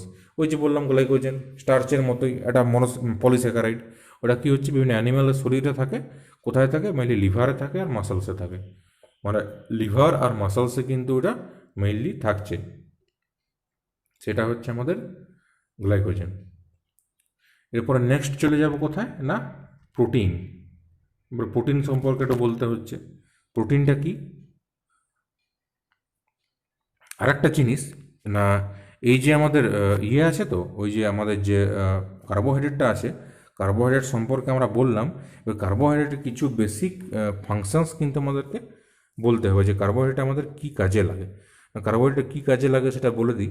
Carbohydrate হচ্ছে গিয়ে, মানে প্রচুর পরিমাণে কিন্তু আমাদেরকে এনার্জি সাপ্লাই কিন্তু করে, মানে প্রচুর পরিমাণে আমরা এনার্জি কিন্তু কার্বোহাইড্রেট থেকে পাই, মানে যেটা আমাদের শরীরের বিভিন্ন ফিজিওলজিক্যাল ফাংশন করতে কিন্তু ওটাকে কাজে লাগে, ওই তাপ শক্তিটা, ওটা আমরা কার্বোহাইড্রেট থেকে পাই। আর আরেকটা কী হচ্ছে না, অনেক সময় আমরা যদি প্রোটিন নাও খাই, প্রোটিন জাতীয় খাবার যদি আমরা নাও খাই বা প্রাণীজ প্রোটিন যেটা, ওটা অনেক সময় না খেলেও কিন্তু শুধুমাত্র কার্বোহাইড্রেট জাতীয় খাবার খেলেও কিন্তু বেঁচে থাকা যায় অনেক দিন পর্যন্ত। তো সেই জন্য কী বলে না, কার্বোহাইড্রেটকে বলা হয় প্রোটিন বাঁচোয়া খাদ্য বা প্রোটিন স্পেয়ারিং ফুড। তো প্রোটিন বাঁচোয়া খাদ্য কেন বলছে এটাকে না, অনেক সময় যদি আমরা ঠিকঠাক করে কার্বোহাইড্রেট খাই তাহলে অনেক সময় প্রোটিন না খেয়েও বেশ কয়েকদিন ধরে বেঁচে থাকা যায়। তো সেই জন্য কার্বোহাইড্রেট হচ্ছে প্রোটিন বাঁচোয়া খাদ্য। এছাড়া কি হয় না, বিভিন্ন যে শাকসবজি আমরা খাই, তো সেই শাকসবজির মধ্যে যে সেলুলোজটা থাকে ওটা কি হয় না, কোষ্ঠকাঠিন্য বা কনস্টিপেশন যেটা, তো সেই কোষ্ঠকাঠিন্য দূর করতে সাহায্য করে ওই মেটেরিয়ালগুলো। তো এই জিনিসটাকে কি বলে না, রাফেজ বলা হয়, রাফেজ। মানে বিভিন্ন খাবারের মধ্যে যে অসার অংশ থাকে, অসার যেটাকে মানে আমাদের কাজে লাগছে না কিন্তু এখানে কিন্তু একটা আলাদা ফাংশন করছে, তো সেই সব জিনিসগুলোকে বলা হয় রাফেজ। তারপর কি হচ্ছে না, আমাদের যে ব্রেনের যে সেলগুলো আছে, মানে মস্তিষ্কের যে নিউরনগুলো আছে বা কোষগুলো আছে, ওইগুলো কিন্তু ফাংশন করার জন্য আমাদেরকে মানে এগুলো কিন্তু ফ্যাট কিংবা প্রোটিন থেকে এনার্জি সাপ্লাই নিতে কিন্তু এরা পারে না, সেই জন্য ওদের সাপ্লাইয়ের জন্য কিন্তু আমাদেরকে মানে মেইনলি কার্বোহাইড্রেটটা কিন্তু খুব কাজে লাগে। মানে আমাদের ব্রেনে মানে যত বেশি কার্বোহাইড্রেট জাতীয় খাবার খাওয়া হবে তত কিন্তু আমাদের ব্রেন কিন্তু কাজ করবে, কারণ ব্রেনের কাজের জন্য কিন্তু আমাদের কার্বোহাইড্রেট জাতীয় খাবারটা কিন্তু খুব দরকার হয়। আর গ্লাইকোজেন তো থাকে, শরীরে সঞ্চিত থাকে। আর আমাদের এই গ্লাইকোজেনটা কী করে না, আমাদের রক্তে ব্লাডে কিন্তু গ্লুকোজের লেভেলটা কিন্তু মেনটেন করে, মানে শরীরে গ্লুকোজের মাত্রা যাতে না কমে যায় রক্তে, তো সেই জন্য সেই গ্লুকোজের মাত্রাটাকে রক্তে কিন্তু মেনটেন করে কে গ্লাইকোজেন। দরকারের সময় গ্লাইকোজেন থেকে গ্লুকোজ কিন্তু প্রোডাকশান কিন্তু হয়। তো এই হচ্ছে কার্বোহাইড্রেটের কাজ। তাহলে কার্বোহাইড্রেট পুরোপুরি কমপ্লিট হলো। এরপর আমি চলে যাব নেক্সট প্রোটিনে। তো প্রোটিনটা কি না, প্রোটিন বলতে গেলে প্রথমে বলতে হয় না, all proteins are polymers of amino acids. ওই যেমন বললাম ওই রকমই এটার মানে কার্বোহাইড্রেটের যেমন সিম্পল ফর্মগুলো গ্লুকোজ ফ্রুক্টোজ যেইসব হয়, তেমনি প্রোটিনের সিম্পল ফর্মগুলো কি হয় না, অ্যামাইনো অ্যাসিড হয়। ক্ষুদ্র ক্ষুদ্র অ্যামাইনো অ্যাসিডগুলো একসাথে যুক্ত হয় কিন্তু প্রোটিন তৈরি করে। অনেকগুলো অ্যামাইনো অ্যাসিড যখন একসাথে পেপটাইড বন্ড দিয়ে যুক্ত হয় তখন সেগুলো প্রোটিন তৈরি করে। মানে কার্বোহাইড্রেটের ক্ষেত্রে হচ্ছে গ্লাইকোসাইডিক বন্ড, প্রোটিনের ক্ষেত্রে হচ্ছে পেপটাইড বন্ড। মানে ছোটো ছোটো ছোটো ছোটো অনেকগুলো অ্যামাইনো অ্যাসিড পেপটাইড বন্ড দিয়ে যুক্ত হয়ে প্রোটিন তৈরি করছে। তো প্রোটিনটা এই হচ্ছে প্রোটিন, যে এটা হচ্ছে ওই এক ধরনের নিউট্রিয়েন্ট। তো প্রোটিনটা কি হচ্ছে না, মেইনলি এটা হচ্ছে একটা নাইট্রোজেন ঘটিত জৈব যৌগ। এটা হচ্ছে একটা অর্গানিক কম্পাউন্ড যেটা জীবদেহে পাওয়া যায়, আর এটা হচ্ছে কি নাইট্রোজেন ঘটিত। মানে মানে প্রোটিনের একটা মেন কম্পোনেন্ট হচ্ছে নাইট্রোজেন। মানে কার্বোহাইড্রেটের মতোই এখানেও কিন্তু কার্বন হাইড্রোজেন অক্সিজেন থাকছেই। কার্বন হাইড্রোজেন অক্সিজেন এই তিনটে থাকবেই, কিন্তু তার সাথে আরেকটা কী থাকছে এক্সট্রা, নাইট্রোজেন থাকছে। তাহলে মেন এখানে কী কী থাকছে, কার্বন হাইড্রোজেন অক্সিজেন আর নাইট্রোজেন। এছাড়া কোনো কোনো প্রোটিনে হালকা পরিমাণে সালফার ফসফরাস এইসবও থাকে। ওই মানে ফসফরাস আর সালফারও কোনো কোনো প্রোটিনে কিন্তু থাকে, যেমন নিউক্লিয় প্রোটিন সেরকম। তো এই যে প্রোটিন, এক একটা প্রোটিন অণু কী করে না, অসংখ্য পরিমাণে অ্যামাইনো অ্যাসিড দিয়ে কিন্তু তৈরি। মানে অ্যামাইনো অ্যাসিড হচ্ছে প্রোটিন অণুর একদম সাংগঠনিক একদম একক ইউনিট। মানে প্রোটিনের যদি ইউনিট বলে সেটা হচ্ছে অ্যামাইনো অ্যাসিড। তো এই অ্যামাইনো অ্যাসিডে কী থাকে, এক একটা যে অ্যামাইনো অ্যাসিডের মলিকুল আছে, তো এক একটা অ্যামাইনো অ্যাসিডের মলিকুলের কী থাকে, একটা কার্বক্সিল গ্রুপ থাকে, একটা অ্যামাইন গ্রুপ থাকে।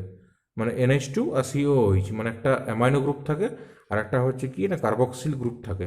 তো এই ফাংশনাল গ্রুপগুলো কিন্তু অ্যামাইনো অ্যাসিডের মধ্যে থাকে। দিয়ে সে অ্যামাইনো অ্যাসিডগুলো পরপর পেপটাইড বন্ড দিয়ে যুক্ত হয়ে একটা প্রোটিনের লম্বা চেন তৈরি করে।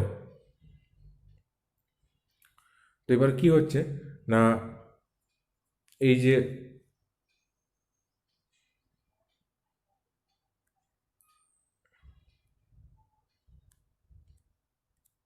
এই যে গ্লাইসিন, গ্লাইসিন হচ্ছে একটা অ্যামাইনো অ্যাসিড। এই যে এটা একটা অ্যামাইনো অ্যাসিড। অ্যালানিন, অ্যালানিনও হচ্ছে একটা অ্যামাইনো অ্যাসিড, মানে এটাও একটা অ্যামাইনো অ্যাসিড। তো এই যে দুটো অ্যামাইনো অ্যাসিড এখানে যুক্ত হলো, যুক্ত হয়ে কী করলো, এই যে এখানে হয়ে গেল এরকম একটা এইরকম। তো এই কী হবে না, পেপটাইড বন্ধনই এরকম করে তৈরি করে। এই যে এখানে পেপটাইড বন্ড, এই যে পেপটাইড বন্ড, তো এরকম করে কি হবে যে এখানে হয়ে গেল গ্লাইসিল অ্যালানিন। মানে এই যে গ্লাইসিন এ একটা নিজে একটা অ্যামাইনো অ্যাসিড, অ্যালানিন এ নিজেও একটা অ্যামাইনো অ্যাসিড, এ দুজন যুক্ত হয়ে কী হয়ে গেল গ্লাইসিল অ্যালানিন। কী করে যুক্ত হলো না, পেপটাইড বন্ড দিয়ে যুক্ত হলো। তো এরকম পেপটাইড বন্ড দিয়ে কিন্তু ছোটো ছোটো অ্যামাইনো অ্যাসিডগুলো যুক্ত হয়ে কিন্তু প্রোটিনের লম্বা পেপটাইড চেন কিন্তু তৈরি করে।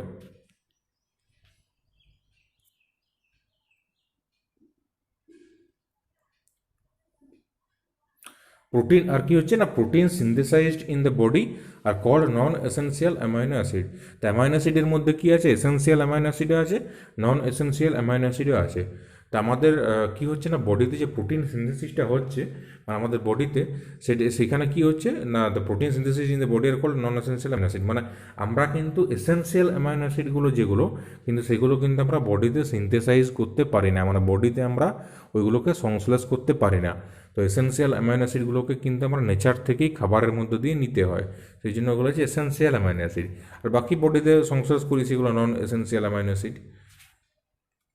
এই যে proteins obtained through diet are called essential amino acid, মানে আমরা খাবারের মাধ্যমে যে অ্যামাইনো অ্যাসিডটা পাই, যে অ্যামাইনো অ্যাসিডগুলো পাই, সেগুলো হচ্ছে কি না এসেন্সিয়াল অ্যামাইনো অ্যাসিডস। এই যে এইটা হচ্ছে একটা প্রোটিনের একটা প্রাথমিক গঠন। এ-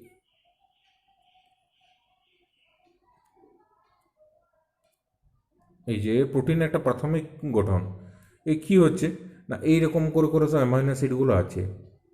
এই যে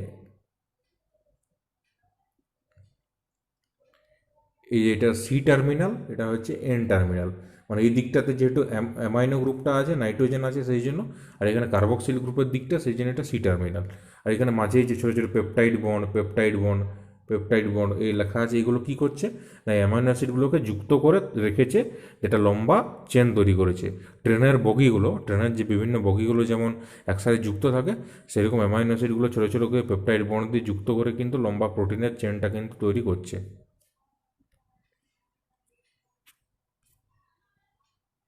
আর এটা কি, এটা হচ্ছে একটা প্রোটিনের একটা প্রাইমারি স্ট্রাকচার, একটা পলিপেপটাইড শৃঙ্খল। পলিপেপটাইড মানে কি না, অনেকগুলো অ্যামাইনো অ্যাসিড একসাথে যুক্ত হয়ে একটা লম্বা চেন তৈরি করছে, তো পেপটাইড বন্ড দিয়ে যুক্ত হয়ে, সেই জন্য ওটাকে বলছে পলিপেপটাইড শৃঙ্খল। এইখানে কি যে এইখানে এই যে লাইসিন, সিস্টিন, আর্জিনিন, অ্যাসপার্টিন, লাইসিন, এইরকম করে করে ছোটো ছোটো ছোটো ছোটো কী আছে না, সব অ্যামাইনো অ্যাসিডগুলো যুক্ত হয়ে কিন্তু এরকম করে করে এই যে গ্লুটামিন, ভ্যালিন,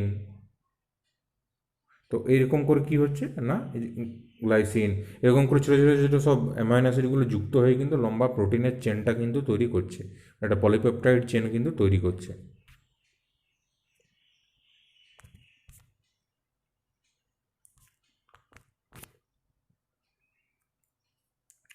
তো এবারে কি হচ্ছে না, ওই যে প্রোটিনের যে সোর্স, তো প্রোটিনের সোর্স কি না, প্রোটিনের প্রাণীজ সোর্সও হয়, মানে প্রাণীজ উৎসও হয়, আবার উদ্ভিজ্জ উৎসও হয়। মানে যেগুলো অ্যানিম্যাল, মানে অ্যানিম্যাল বা প্রাণী থেকে আমরা পাই, তো অ্যানিম্যাল বা প্রাণী থেকে যে আমরা প্রোটিনের যে সোর্সগুলো পাই, সেগুলো কি হচ্ছে না মাছ, মাংস, ডিম আর দুধ। তো এই যে এই যে মাছ, মাংস, ডিম আর দুধ, তো এই মাছ, মাংস, ডিম আর দুধ এই চারটে হচ্ছে একটা প্রোটিনের ভালো সোর্স, প্রাণীজ সোর্স, যে প্রাণী থেকে পাই কিন্তু ওটা থেকে প্রচুর পরিমাণে প্রোটিন পাচ্ছি, সেরকম প্রাণীজ সোর্স হচ্ছে এই চারটে মাছ, মাংস, ডিম আর দুধ।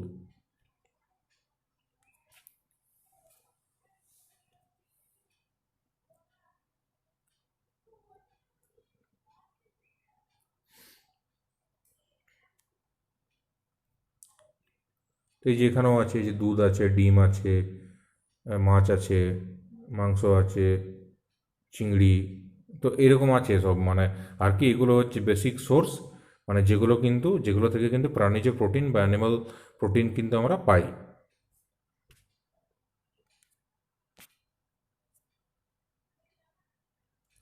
এবার উদ্ভিজ্জ উৎস মানে কি, মানে প্রোটিন কি শুধুমাত্র প্রাণী থেকেই পাওয়া যায় না, উদ্ভিদ থেকেও পাওয়া যায়, মানে বিভিন্ন প্ল্যান্ট থেকেও পাওয়া যায়। তো উদ্ভিজ্জ সোর্সগুলো কি কি, উদ্ভিদ থেকে কীরকম প্রোটিন পাই, উদ্ভিদ থেকে যে প্রোটিনগুলো পাই সেগুলো এইগুলো, এই যে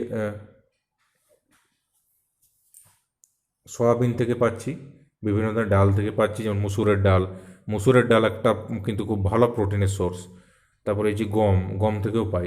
তো এই যে সয়াবিন, বিভিন্ন ধরনের ডাল, গম, এগুলো হচ্ছে প্রোটিনের উদ্ভিজ্জ সোর্স, যে উদ্ভিদ থেকে কিন্তু আমরা প্রোটিন পাচ্ছি সেগুলো এইগুলো, এই যে সয়াবিন, বিভিন্ন ধরনের ডাল, গম, এইসব।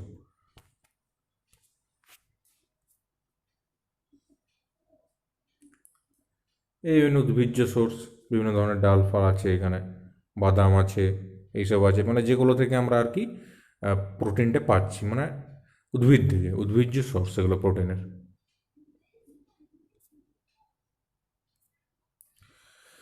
তো এই হচ্ছে ব্যাপার।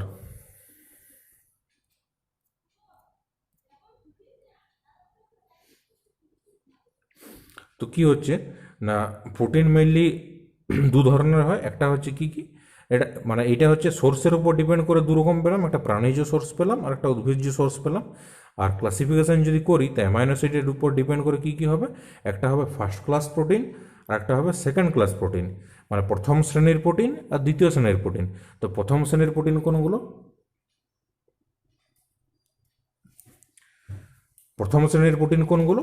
না, যে সকল প্রোটিনে অপরিহার্য অ্যামাইনো অ্যাসিডগুলি থাকে, মানে মাছ, মাংস, ডিম, দুধ, এইগুলো হচ্ছে সব প্রথম শ্রেণীর প্রোটিন। কিন্তু উদ্ভিদ থেকে যেগুলো পাচ্ছি সেগুলো কিন্তু সেকেন্ড ক্লাস প্রোটিন, সেগুলো হচ্ছে দ্বিতীয় শ্রেণীর প্রোটিন। মানে তার মানে একটা জিনিস দেখো, যে প্রাণীজ যে সোর্সগুলো আছে, মানে মাছ, মাংস, ডিম, দুধ, এইখান থেকে যে আমরা প্রোটিনটা পাচ্ছি এটা কিন্তু একদম ফার্স্ট ক্লাস প্রোটিন। সেইটার বিকল্প কিন্তু কখনোই উদ্ভিজ্জ প্রোটিনগুলো হতে পারে না। মানে মুসুরের ডাল এইসব যতই খাওয়া হোক বা সয়াবিন যতই খাওয়া হোক, সেখান থেকে আমরা যে প্রোটিনটা পাবো সেটা কিন্তু কখনোই প্রাণীজ প্রোটিনের বিকল্প নয়। মানে মাছ, মাংস, ডিম যে প্রোটিনটা হচ্ছে ওটাই হচ্ছে মেইনলি ফার্স্ট ক্লাস প্রোটিন। তাহলে কি হচ্ছে না, এগুলো হচ্ছে সব প্রাণীজ প্রোটিন। তো কি বললাম না, ফার্স্ট ক্লাস প্রোটিন। তো ফার্স্ট ক্লাস প্রোটিন ওইগুলো যে মাছ, মাংস, ডিম, দুধ আর ছানা, এগুলো হচ্ছে সব প্রাণীজ প্রোটিন, ওইগুলোই হচ্ছে ফার্স্ট ক্লাস প্রোটিন। আর সেকেন্ড ক্লাস কোনগুলো না, ওইগুলো যেগুলো উদ্ভিদ থেকে পাচ্ছি ওইগুলো। তো এবার আর যদি এগুলো হলো জেনারেল অ্যামাইনো অ্যাসিডের উপর ডিপেন্ড করে।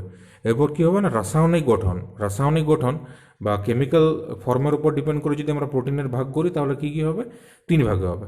একটা হবে সিম্পল প্রোটিন, একটা হবে কনজুগেটেড প্রোটিন, আর একটা হবে ডেরাইভড প্রোটিন বা লব্ধ প্রোটিন।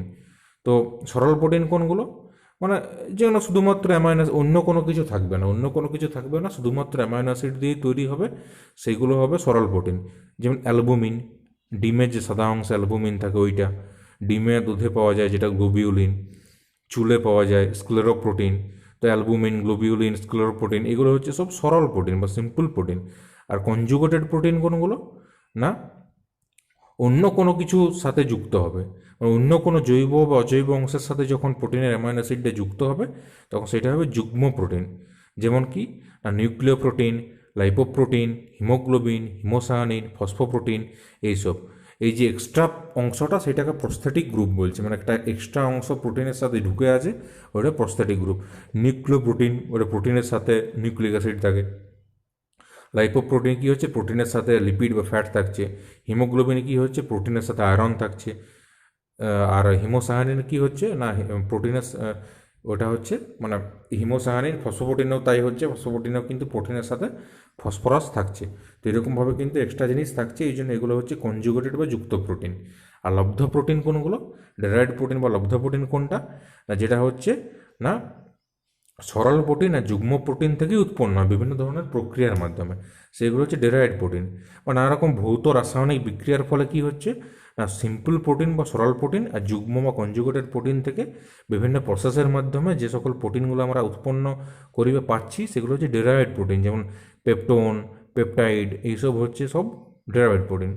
আর অ্যামাইনো অ্যাসিড পুল, অ্যামাইনো অ্যাসিড পুল কি না, মানে আমরা যে প্রোটিনটা খাই, আমরা যে প্রোটিন মানে খাবারের মাধ্যমে যে প্রোটিনটা খাচ্ছি সেটা শরীরে গিয়ে কী হচ্ছে না, পরিপাকের মাধ্যমে ভেঙে যাচ্ছে, তো প্রচুর পরিমাণে অ্যামাইনো অ্যাসিড তৈরি করছে। যে অ্যামাইনো অ্যাসিডগুলো তৈরি হয়ে আমাদের রক্তে যে অ্যামাইনো অ্যাসিডের একটা ভাণ্ডার তৈরি করছে, সেই জিনিসটাকে বলছে অ্যামাইনো অ্যাসিড পুল। তো এটা হচ্ছে অ্যামাইনো অ্যাসিড পুল।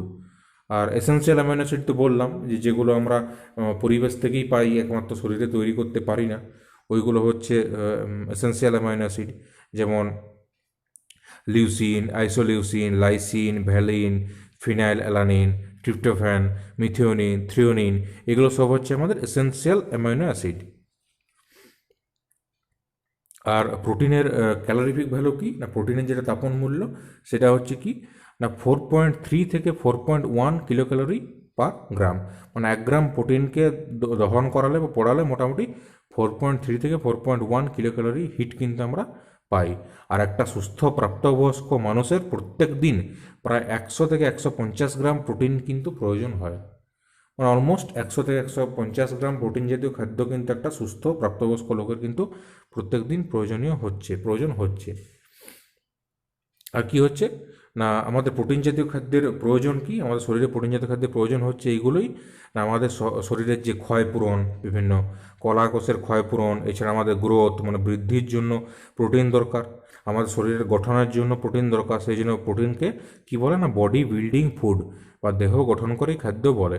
এছাড়া পেপসিন, ট্রিপসিন, অ্যামাইলেজ, এই যে বিভিন্ন ধরনের যে এনজাইম সিক্রেশন হয়, তো এইসব এনজাইম সিক্রেশনের জন্য প্রোটিন প্রয়োজন, কারণ এনজাইম প্রোটিন দিয়েই তৈরি হয়। এছাড়া কি হচ্ছে, শরীরে যে অ্যামাইনো অ্যাসিডের চাহিদা সেটা পূরণ করে প্রোটিন, রোগ প্রতিরোধে সাহায্য করে। এই বিভিন্ন ধরনের ইমিউনিটি, আমাদের শরীরে যে অ্যান্টিবডি তৈরি হবে, অ্যান্টিবডির মধ্যে কী থাকে, অ্যান্টিবডির মধ্যে প্রোটিনই থাকে। এছাড়া রক্তের যে হিমোগ্লোবিন সেখানেও প্রোটিন থাকে, তো রোগ প্রতিরোধের কাজেও হেল্প করে কেন প্রোটিন। শরীরে যে তাপশক্তি, হিট এনার্জি সাপ্লাইটা দেবে সেটাও দেবে প্রোটিন। এছাড়া কি হবে, প্রয়োজনে অনেক সময় চর্বিও গঠন করতে পারে। এছাড়া আমাদের যে স্নায়ু বল, আমার যে নার্ভের যে পাওয়ার সেটাকেও বৃদ্ধি করে। এছাড়া বিভিন্ন ধরনের হরমোন তৈরি হয় প্রোটিনের মাধ্যমে। এছাড়া কি হবে না, এইগুলো হচ্ছে আমাদের কীরকম না, এইগুলো হচ্ছে আমাদের প্রোটিনের কাজ। আর 8টা অ্যামাইনো অ্যাসিড আছে, যেগুলো টোটাল 20টা এসেন্সিয়াল অ্যামাইনো অ্যাসিড আছে, 20টা এসেন্সিয়াল অ্যামাইনো অ্যাসিড, তার মধ্যে 8টি অ্যামাইনো অ্যাসিড আছে যেগুলো কিন্তু আমরা পুরোপুরিভাবে শরীরে কোনোভাবেই তৈরি করতে পারি না, মানে সম্পূর্ণভাবে ওইগুলোকে আমরা প্রকৃতির উপর নির্ভর করতে হয়, মানে পরিবেশ থেকেই আমাদেরকে কিন্তু ওটাকে খেয়ে কিন্তু আমরা পূরণ করতে পারি। সে 8টা হচ্ছে, ওই যে 8টি নাম আমি করলাম, সে 8টা হচ্ছে এসেন্সিয়াল অ্যামাইনো অ্যাসিড, মানে একদম ভাইটাল এসেন্সিয়াল অ্যামাইনো অ্যাসিড যেগুলো, সেগুলো এগুলো কী কী না, leucine, isoleucine, lysine, valine, phenylalanine, tryptophan, methionine আর থ্রিওনিন, এগুলো হচ্ছে এসেন্সিয়াল অ্যামাইনো অ্যাসিড, এই 8টি। তারপর কি আরেকটা হচ্ছে না, proteins obtain through diet are called essential amino acid, ওটা তো বললাম। Protein soluble in water are called globular proteins, মানে ওই যে প্রোটিনগুলো জলে দ্রবীভূত অবস্থায় থাকে ওগুলো হচ্ছে গ্লোবিউলার প্রোটিনস। মানে মেনলি গ্লোবিউলার প্রোটিন মানে কি না, গ্লোবিউলার প্রোটিন মানে ওটা আকারটা একটা রাউন্ড শেপেড হয়, গোল গোল টাইপের হয়। আর একটা কি হচ্ছে, proteins not soluble in water are called fibrous proteins, মানে যেগুলো জলে দ্রবীভূত হয় না সেগুলো হচ্ছে ফাইব্রাস প্রোটিন। যেমন কেরাটিন, কেরাটিন কোথায় থাকে না, চুলে থাকে, চুলে আমাদের কেরাটিন প্রোটিন থাকে। আর জলে দ্রবীভূত হয় কি না, ইনসুলিন, মানে গ্লোবুলার প্রোটিন হচ্ছে ইনসুলিন, ফাইব্রাস প্রোটিন হচ্ছে কেরাটিন। সলিউবল, জল সলিউবলটা হচ্ছে গ্লোবুলার প্রোটিন, আর জলে নন সলিউবল যেটা সেটা হচ্ছে ফাইব্রাস প্রোটিন। ফাইবার মানে তন্তু, সেই জন্য ফাইব্রাস প্রোটিন হচ্ছে চুলে থাকে, কেরাটিন।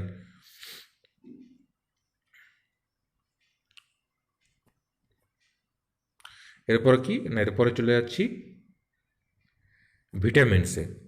তো ভিটামিনটা কি না, ভিটামিনসও হচ্ছে এক ধরনের আমাদের অর্গানিক কম্পাউন্ড, যেটা কোথায় থাকে না, এটাও কিন্তু আমরা বিভিন্ন ধরনের খাবার থেকে কিন্তু আমরা পাই।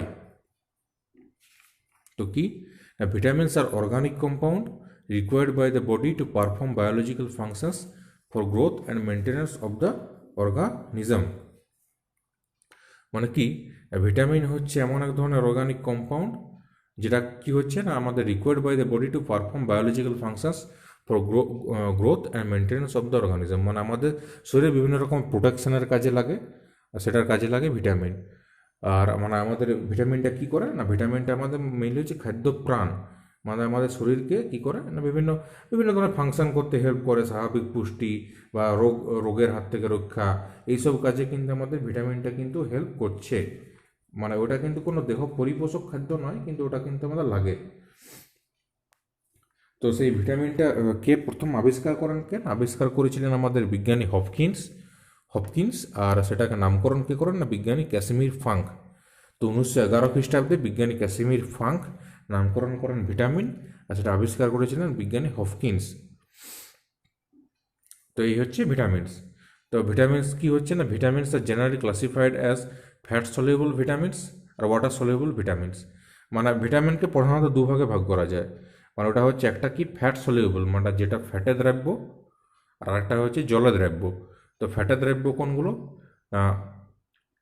ফ্যাটে দ্রব্য হচ্ছে soluble in fat and oils but insoluble water, they are stored in liver, soluble only in water. মানে কি দু ধরনের আমরা তার মানে ফ্যাট এই ভিটামিন পেলাম। তো স্নেহ পদার্থ বা ফ্যাটে দ্রবণীয় যেগুলো, ফ্যাটে দ্রবণীয়গুলো কি হচ্ছে না vitamin A, D, E R K.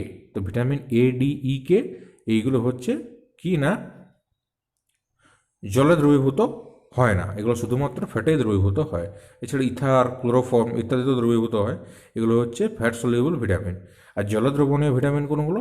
Vitamin B, C R P. এই যে বি, সি আর পি এই তিনটে ভিটামিন হচ্ছে কিন্তু জলে দ্রবণীয়, মানে জলেও এগুলোকে দ্রবণী মানে সলিউবল মানে হয় এরা আর কি। তো এই হচ্ছে ভিটামিনস। আর তো ভিটামিনসের তার মেইনলি ভিটামিন ক প্রকার হচ্ছে 7 প্রকার। কি কি? Vitamin A, B, C, D, E, K আর পি। মানে A, B, C, D, E, K, P এইগুলো হচ্ছে ভিটামিন 7 প্রকার। আর ভিটামিনের প্রধান কাজ কি কি? ভিটামিন হচ্ছে আমাদের করে না, এটা হচ্ছে একটা জৈব অনুঘটক, মানে একটা জৈব অনুঘটক হিসাবে এটা কাজ করে, একটা কোএনজাইম হিসাবে এটা কাজ করছে মানে মেটাবলিজমের ক্ষেত্রে। আর কি করছে, এটা কোনো শক্তি উৎপাদন করতে পারে না, কিন্তু জীবদেহ গঠন করতে কিন্তু কাজে লাগে। আর খাদ্যটি অল্প পরিমাণে ভিটামিন থাকে। এছাড়া উদ্ভিদ দেহে কি হয় না ভিটামিন সংশ্লেষিত হয়, মানে আমরা বিভিন্ন উদ্ভিদ দেহ থেকে ভিটামিন পাই।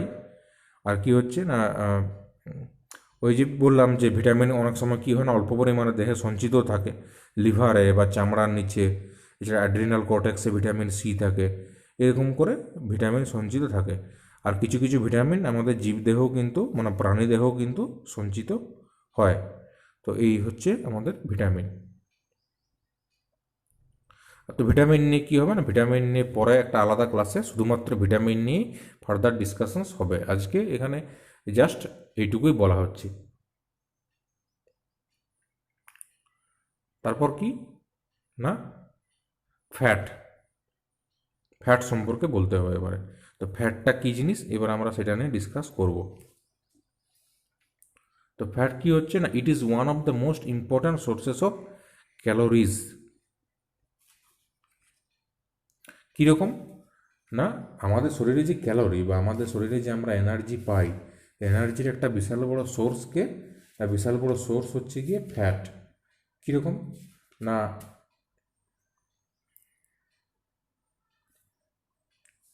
কীরকম না আমরা যে বিভিন্ন ধরনের খাবার খাই, মানে বিভিন্ন খাবার খাই যেগুলোতে কিন্তু ফ্যাট থাকে।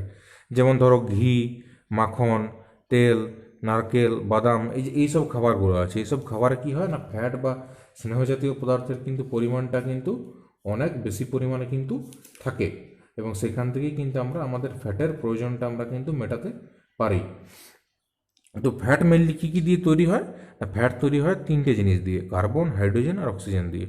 ওই যে কার্বোহাইড্রেট যা ছিল ফ্যাটের ক্ষেত্রেও তাই, শুধুমাত্র প্রোটিনের ক্ষেত্রে এক্সট্রা থাকে নাইট্রোজেনটা, বাকি এখানেও কিন্তু সেম, মানে কার্বন, হাইড্রোজেন, অক্সিজেন এই তিনটে জিনিস নিয়ে কিন্তু ফ্যাট তৈরি হয়, যেটাকে চর্বি জাতীয় বা স্নেহ জাতীয় খাবারও কিন্তু বলা হয়। মেনলি ঘি, মাখন, তেল, নারকেল, বাদাম, দুধ এইসবে কিন্তু প্রচুর পরিমাণে ফ্যাট কিন্তু আমরা পাই। আর কি হয় না ফ্যাটের আর একটা নাম হচ্ছে কি লিপিড, মানে ফ্যাটকে লিপিডও বলা হয়। তো এই যে যখন ফ্যাট জাতীয় খাবার খাই, ওটার শরীরের মধ্যে গিয়ে কী হয় না উৎসেচকের প্রক্রিয়ার ফলে ফ্যাটি অ্যাসিড আর গ্লিসারলে ভেঙে যায়। মানে ফ্যাটের একদম সিম্পলেস্ট ফর্ম হচ্ছে কি কি না ফ্যাটি অ্যাসিড আর গ্লিসারল। তো প্রকৃতপক্ষে যদি আমরা ফ্যাটকে বলি যে ফ্যাটি অ্যাসিড আর গ্লিসারল এই দুটোর এস্টার, মানে ফ্যাটি অ্যাসিড আর গ্লিসারল দুটো মিলে যে এস্টার তৈরি করে, তো সেই এস্টারটা হচ্ছে কি আমাদের লিপিড বা ফ্যাট। তো ফ্যাট প্রধানত দু প্রকার, সিম্পল ফ্যাট আর কম্পাউন্ড ফ্যাট, মানে সিম্পল লিপিড আর কম্পাউন্ড লিপিড। তো সিম্পল লিপিডগুলো কীরকম না অন্য কোনো রকম এক্সট্রা উপাদান কোনো রকম থাকে না, সেটা হচ্ছে সিম্পল লিপিড। যেমন মোম, ল্যানোলিন ইত্যাদি, মোম বা ওয়্যাক্স, ল্যানোলিন এগুলো হচ্ছে সিম্পল লিপিড।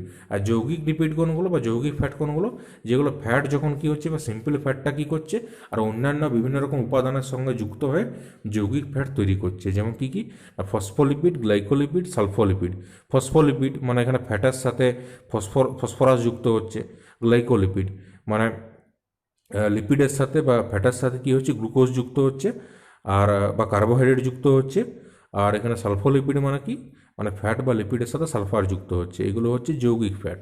তো কী কী হলো, সরল ফ্যাট বা সিম্পল লিপিড আর যৌগিক ফ্যাট বা কম্পাউন্ড লিপিড, এরকম মানে কিন্তু দু রকমের লিপিড কিন্তু আমরা পেলাম।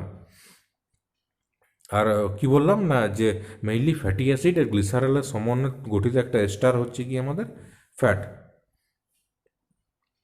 তো যখন ওই ফ্যাটটা যখন মানে সাধারণ উত্তাপে কী হচ্ছে, তরল অবস্থায় যখন থাকছে বা লিকুইড অবস্থায় থাকছে তখন সেটাকে বলছে তেল বা অয়েল।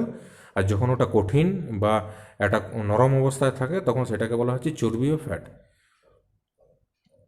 তো এই যে সরল আর যৌগিক দু ধরনের আমি ফ্যাট বললাম, সিম্পল আর কম্পাউন্ড, এছাড়াও আরেক ধরনের ফ্যাট কিন্তু আমরা পাই। তো আরেক ধরনের ফ্যাটটা কি না, সেটা হচ্ছে লব্ধ ফ্যাট। লব্ধ ফ্যাট বা ডেরাইভড ফ্যাট, ওটা কি, ওটা হচ্ছে ফ্যাটি অ্যাসিড স্টেরল, এই যে কোলেস্টেরল। তো কোলেস্টেরলটা কি হচ্ছে, কোলেস্টেরল হচ্ছে একটা লব্ধ ফ্যাট, ডেরাইভড ফ্যাট কিন্তু ওটা হয়। তো এই যে যেটা বললাম আমি, এটা হচ্ছে ফ্যাট। তো ফ্যাটের তাপন মূল্য কীরকম, ফ্যাটের তাপন মূল্য যেটা হচ্ছে বা ক্যালোরিফিক ভ্যালু কি, এটা হচ্ছে অনেক বেশি, অলমোস্ট 9.3 কিলো ক্যালোরি পার গ্রাম। মানে 1 গ্রাম ফ্যাট পোড়ালে 9.3 কিলো ক্যালোরি কিন্তু এনার্জি কিন্তু পাওয়া যাচ্ছে। তার মানে কী হচ্ছে, ফ্যাটের তাপন মূল্যটা অনেক বেশি, 9.3 কিলো ক্যালোরি পার গ্রাম। আর ফ্যাট কিন্তু মানুষের দেহে সঞ্চিত হয়, পেটে বা চামড়ার নিচে সঞ্চিত হয়। এছাড়া গরু, ছাগল, ভেড়া প্রভৃতি প্রাণীর যে মেসেন্ট্রি থাকে, সেই মেসেন্ট্রিতেও মানে শরীরের প্রচুর পরিমাণে কিন্তু চর্বি সঞ্চিত হয়। আর ফ্যাটের সোর্স কোনগুলো, ফ্যাটের সোর্স হচ্ছে আমাদের বিভিন্ন ধরনের বিভিন্ন ধরনের খাবার আছে, যেমন তোমার ওই যে সর্ষে, নারকেল, রেড়ি, চীনাবাদাম, তিল, মানে যেগুলো তেল পাওয়া যায় ওরকম জাতীয়। এছাড়া বিভিন্ন প্রাণীজ উৎস কী কী আছে, ঘি, মাখন, চর্বি, ডিমের কুসুম, এগুলো হচ্ছে প্রাণীজ ফ্যাট।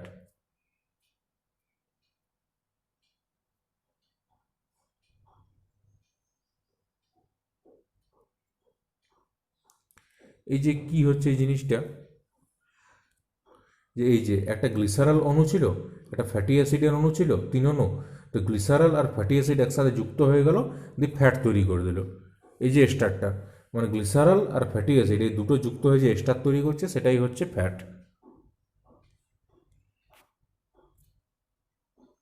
এগুলো হচ্ছে ফ্যাটের উৎস।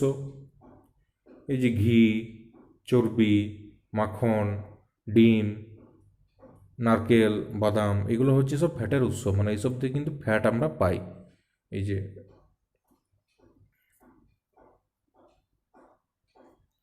এই যে এখানে বাটার বা মাখন আছে, অয়েল আছে, এইসব থেকেও কিন্তু আমরা মানে এটা কিন্তু আমরা পাচ্ছি, ফ্যাটটা কিন্তু পাচ্ছি।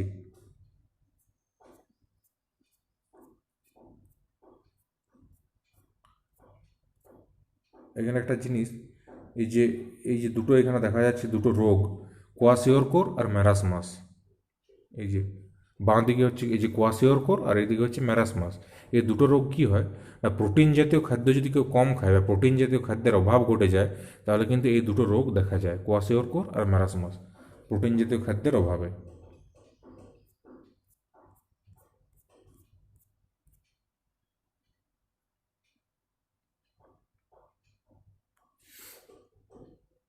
তো এবারে ওইটা হচ্ছে ফ্যাট। এবারে ফ্যাটের কী হচ্ছে, ফ্যাট মেইনলি দু রকমের হয়, মানে নেচারে থাকে। একটা হচ্ছে স্যাচুরেটেড ফ্যাট বা সম্পৃক্ত ফ্যাট, আর একটা হচ্ছে আনস্যাচুরেটেড ফ্যাট বা অসম্পৃক্ত ফ্যাট। তো স্যাচুরেটেড ফ্যাট বা সম্পৃক্ত ফ্যাট কোনটা, যে যেটা কি হচ্ছে না, এটা স্থিতিস্থাপক টাইপের হয়, ইলাস্টিক টাইপের হয়, আর সহজেই মানে কোলেস্টেরল উৎপন্ন হয়, মানে প্রচুর পরিমাণে কোলেস্টেরল কিন্তু উৎপন্ন হয়। সেই জন্য এই স্যাচুরেটেড ফ্যাটটা কিন্তু শরীরের পক্ষে ডেঞ্জারাস। যেমন বিভিন্ন প্রাণীজ ফ্যাট বা বিভিন্ন রেড মিট থেকে যে ফ্যাটগুলো পাওয়া যায়, বা বনস্পতি বা ডালডা থেকে যেটা পাওয়া যায়, ডালডা ফালডা এইসব বেশি খাওয়া উচিত না, কেননা এখানে কি থাকে, প্রচুর পরিমাণে কোলেস্টেরল থাকে, যেটা কিন্তু শরীরে জমা হয়ে যায়। এই জন্য এগুলো হচ্ছে স্যাচুরেটেড ফ্যাটটা কিন্তু শরীরের পক্ষে ডেঞ্জারাস। আর আনস্যাচুরেটেড ফ্যাট বা অসম্পৃক্ত ফ্যাট কোনগুলো, বিভিন্ন উদ্ভিজ্জ তেল, যেসব মানে বিভিন্ন উদ্ভিদ যে আমরা তেল পাই, সেগুলো কিন্তু অসম্পৃক্ত, মানে এগুলো কিন্তু শরীর পক্ষে খাওয়া যায়, এগুলো কিন্তু সহজে ভেঙে যায়, মানে শরীরে জমা হতে পারে না। আর কিছু অপরিহার্য ফ্যাটি অ্যাসিড আছে, মানে লিনোলেনিক অ্যাসিড, লিনোলেইক অ্যাসিড, এগুলো কি হচ্ছে, এগুলো শরীরে আমাদের সংশ্লেষিত হয় না, আমাদেরকে পুষ্টি এবং বৃদ্ধির জন্য বাইরে থেকে নিতে হয়। তো সেগুলো হচ্ছে এসেন্সিয়াল ফ্যাটি অ্যাসিড, এগুলো হচ্ছে এসেন্সিয়াল ফ্যাটি অ্যাসিড। আর ফ্যাটের কাজ কি কি না, ফ্যাটের কাজ কি কি না, ফ্যাট হচ্ছে, যেহেতু আমাদের শরীরের মোটামুটি মানে 25 থেকে 30 ভাগ ক্যালোরি কিন্তু আমাদের ফ্যাট সরবরাহ করছে, প্রচুর পরিমাণে তাপশক্তি প্রোডাকশন করে। এছাড়া আমাদের বিভিন্ন শরীরের দৃষ্টিশক্তি, হাড়ের গঠন, এইসব এর জন্য যে ভিটামিন এ ডি ই কে, তো ভিটামিন এ ডি ইগুলোকে দ্রবীভূত করতে ফ্যাট সাহায্য করে। এছাড়া আমাদের অভাবের সময় খাবারের অভাব পূরণ করে কেনা শরীরে জমা থাকা ফ্যাট। তারপর শরীরে উত্তাপ বৃদ্ধি করে। তারপর যারা কি করে না শীত প্রধান দেশে কিন্তু আমাদের তাপ দেয় শরীরে, বা যারা শারীরিক পরিশ্রম বেশি করে তাদেরও ফ্যাট জাতীয় খাবার প্রয়োজন হয়। বা আরেকটা কী করে না বিভিন্ন ধরনের হরমোন মানে ইস্ট্রোজেন, টেস্টোস্টেরন, প্রোজেস্টেরন এইসব স্টেরয়েড জাতীয় হরমোন তৈরিতে মানে ফ্যাট সাহায্য করে। তো এই হচ্ছে আমাদের ফ্যাটের কাজ।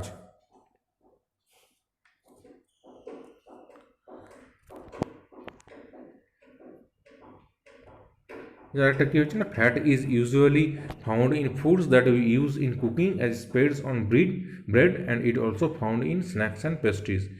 মানে এটা কী হচ্ছে ফ্যাট বিভিন্ন ধরনের মানে পেস্ট্রি, স্ন্যাক্স এইসবও কিন্তু দেওয়া হয়। আর কি হচ্ছে না আমরা মানে রান্নার কাজে যে তেল সেই সবেও কিন্তু ফ্যাটটা কিন্তু আমাদের লাগে।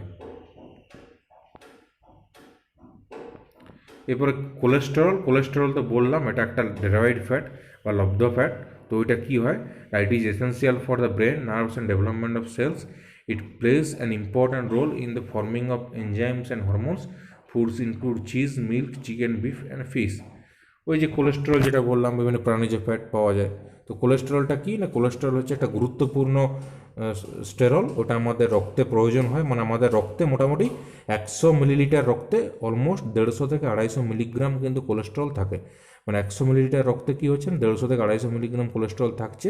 কিন্তু এর চেয়ে বেশি কোলেস্টেরলের পরিমাণ যদি রক্তে বেড়ে যায় তাহলে হার্টের প্রবলেম হওয়ার সম্ভাবনা থাকে। সেই জন্য কোলেস্টেরল কিন্তু বেশি শরীরে বাড়তে দেওয়া কিন্তু উচিত না। আর কোথায় পাওয়া যায় না বিভিন্ন এনজাইম আর হরমোন প্রোডাকশানে বা এনজাইম বা হরমোন তৈরিতে কোলেস্টেরল একটা বিশেষ কাজ আছে বললাম, যে ইস্ট্রোজেন, প্রোজেস্টেরন, টেস্টোস্টেরন তৈরিতে কোলেস্টেরল লাগে। আর একটা কি না বিভিন্ন চিজ, দুধ, চিকেন, বিফ, ফিশ, মাছ মানে এইসবে কিন্তু কোলেস্টেরল কিন্তু পাওয়া যায়। তাহলে কি হলো না কার্বোহাইড্রেট, প্রোটিন, ফ্যাট তিনটেই হয়ে গেল, মানে মেন তিনটে ফুড নিউট্রিয়েন্টস কিন্তু আমরা পেয়ে গেলাম। এরপরে কিছু আমাদের মিনারেলস, ভিটামিনও হয়ে গেছে। এবার কিছু মিনারেলস নিয়ে ডিসকাস করে দিই। ওই মিনারেলস নিয়ে ডিসকাস করে দিলেই কিন্তু আমাদের আজকের ক্লাসটা শেষ হয়ে যাবে। তো মিনারেলস বা খনিজ কী জিনিস? খনিজ পদার্থ হচ্ছে না বিভিন্ন উদ্ভিদ আর প্রাণী মানে দু ধরনেরই জীবের ক্ষেত্রেই না উদ্ভিদ এবং প্রাণী দু ধরনের জীবের ক্ষেত্রে কী হয় না আমাদেরকে কিছু মিনারেলসের আমাদের দরকার হয়, বা কিছু কিছু মানে খনিজ পদার্থের দরকার কিন্তু হয়। তো এইগুলোকেই বলছি আমরা মিনারেলস। তো কীরকম না কিছু ধাতব এবং অধাতব, মানে কিছু মেটাল এবং কিছু নন মেটালস। তো ধাতব অধাতব কিছু এলিমেন্টস কী হচ্ছে আমাদের শরীরের বিভিন্ন রকম দেহ গঠন, বৃদ্ধি, জনন বা রিপ্রোডাকশন, বিভিন্ন শারীরবৃত্তীয় কাজ, রোগ প্রতিরোধ এইসবের কাজে কিন্তু কিছু আমাদের পদার্থ কিন্তু লাগছে, কিছু ধাতব কিছু অধাতব। এইগুলোকেই কী বলছে না খনিজ পদার্থ বলছে বা মিনারেলস বলছে। তো ধাতব বা মেটালের মধ্যে কে কে আছে না মেটালের মধ্যে আছে তোমার ক্যালসিয়াম, পটাশিয়াম, সোডিয়াম, ম্যাগনেসিয়াম আর আয়রন। আর অধাতব নন মেটালের মধ্যে কে কে আছে না carbon, hydrogen, oxygen, nitrogen, sulphur, phosphorus আর ক্লোরিন। এছাড়া কিছু থাকে কিছু বোরন, জিঙ্ক, কপার, এরা কি অল্প মাত্রায় দরকার হয় সেই জন্য এদেরকে বলা হয় মাইনর বা ট্রেস এলিমেন্ট। এছাড়া ম্যাঙ্গানিজ, কোবাল্ট, আয়োডিন, সেলিয়াম এগুলো কী হচ্ছে বিভিন্ন উচ্চ শ্রেণীর প্রাণীদের ক্ষেত্রে কিন্তু প্রয়োজন হয়। মানে ওই যে বোরন, জিঙ্ক, কপার এগুলো হচ্ছে ট্রেস এলিমেন্ট। আর মেন কোনগুলো না calcium, potassium, sodium, magnesium, carbon, hydrogen, oxygen, nitrogen, sulphur, phosphorus আর ক্লোরিন এগুলো হচ্ছে মেন। তো এইখানে কিছু স্পেশাল নিউট্রিয়েন্টস নিয়ে আমরা ডিসকাস করব। সেটা কি কি না আয়রন, সোডিয়াম আর ক্যালসিয়াম। তো ক্যালসিয়াম প্রথমে বলি, ক্যালসিয়ামটা কি? It is a mineral that is vital for building strong bones and teeth. মানে শক্তিশালী হাড় এবং দাঁতের তৈরির ক্ষেত্রে কিন্তু ক্যালসিয়াম প্রচুর পরিমাণে কিন্তু প্রয়োজন হয়। মানুষের যে মানুষের মোট ওজনের কিন্তু 2%ই ক্যালসিয়াম থাকে। আমাদের বডির যে মোট ওজন তার 2% হচ্ছে ক্যালসিয়াম, কারণ হাড়ে 90% ক্যালসিয়াম থাকে। হাড়ে থাকে 90% ক্যালসিয়াম। এছাড়া রক্ত এবং লিম্ফ বা লসিকাতেও ক্যালসিয়াম থাকে। এবং যে বাড়ন্ত শিশু মানে যখন কোনো বাচ্চা যখন বড় হচ্ছে সেই সময় তার কি হচ্ছে প্রতিদিন অন্তত 1.4 গ্রাম, অন্তত 1.4 গ্রাম ক্যালসিয়াম কিন্তু তার প্রয়োজন, কারণ তার হাড়ের গ্রোথ হচ্ছে। তো এই যে ক্যালসিয়াম, এটা কি পাওয়া যায় কোথায় না, বিভিন্ন ধরনের উদ্ভিদের মধ্যে পাওয়া যায়। ডাল, ফুলকপি, লেবু, বাঁধাকপি, গাজর, মটর শাক, পালং শাক, এইসবে কিন্তু পাওয়া যাচ্ছে। এছাড়া বিভিন্ন মাটির মধ্যে যে বিভিন্ন খনিজ লবণ থাকে, যেমন ক্যালসিয়াম নাইট্রেট, এইসবও কিন্তু ক্যালসিয়াম থাকে। আর প্রাণীজের মধ্যে কী কী না, প্রাণীর মধ্যে দুধ, ডিম, বিভিন্ন মাছ, পুঁটি মাছ, মোরলা মাছ, চুনো মাছ, এসবের মধ্যে কিন্তু ক্যালসিয়ামটা কিন্তু আমরা পাচ্ছি। আর ক্যালসিয়ামের প্রয়োজনটা কী না, পুষ্টিগত গুরুত্ব কী না, উদ্ভিদের ক্ষেত্রে কোষ প্রাচীরের তৈরির ক্ষেত্রে ক্যালসিয়াম লাগে, মূলের বৃদ্ধির জন্য ক্যালসিয়াম লাগে, কোষ বিভাজন বা সেল ডিভিশনের ক্ষেত্রে ক্যালসিয়াম লাগে। এছাড়া কী হচ্ছে না, তাল, নারকেল, আম, কুল, এইসব যে বিভিন্ন ফল আছে, ওদের স্বাভাবিক বৃদ্ধির জন্যও কিন্তু ক্যালসিয়ামটা লাগে। আর প্রাণীদের ক্ষেত্রে কী হয় না, প্রাণীদের যে আমাদের তো কী হচ্ছে না, আমাদের অস্থি বা হাড়ের অলমোস্ট 90%ই ক্যালসিয়াম দ্বারা গঠিত, সেই জন্য হাড় আর দাঁত তৈরিতে ক্যালসিয়াম লাগে।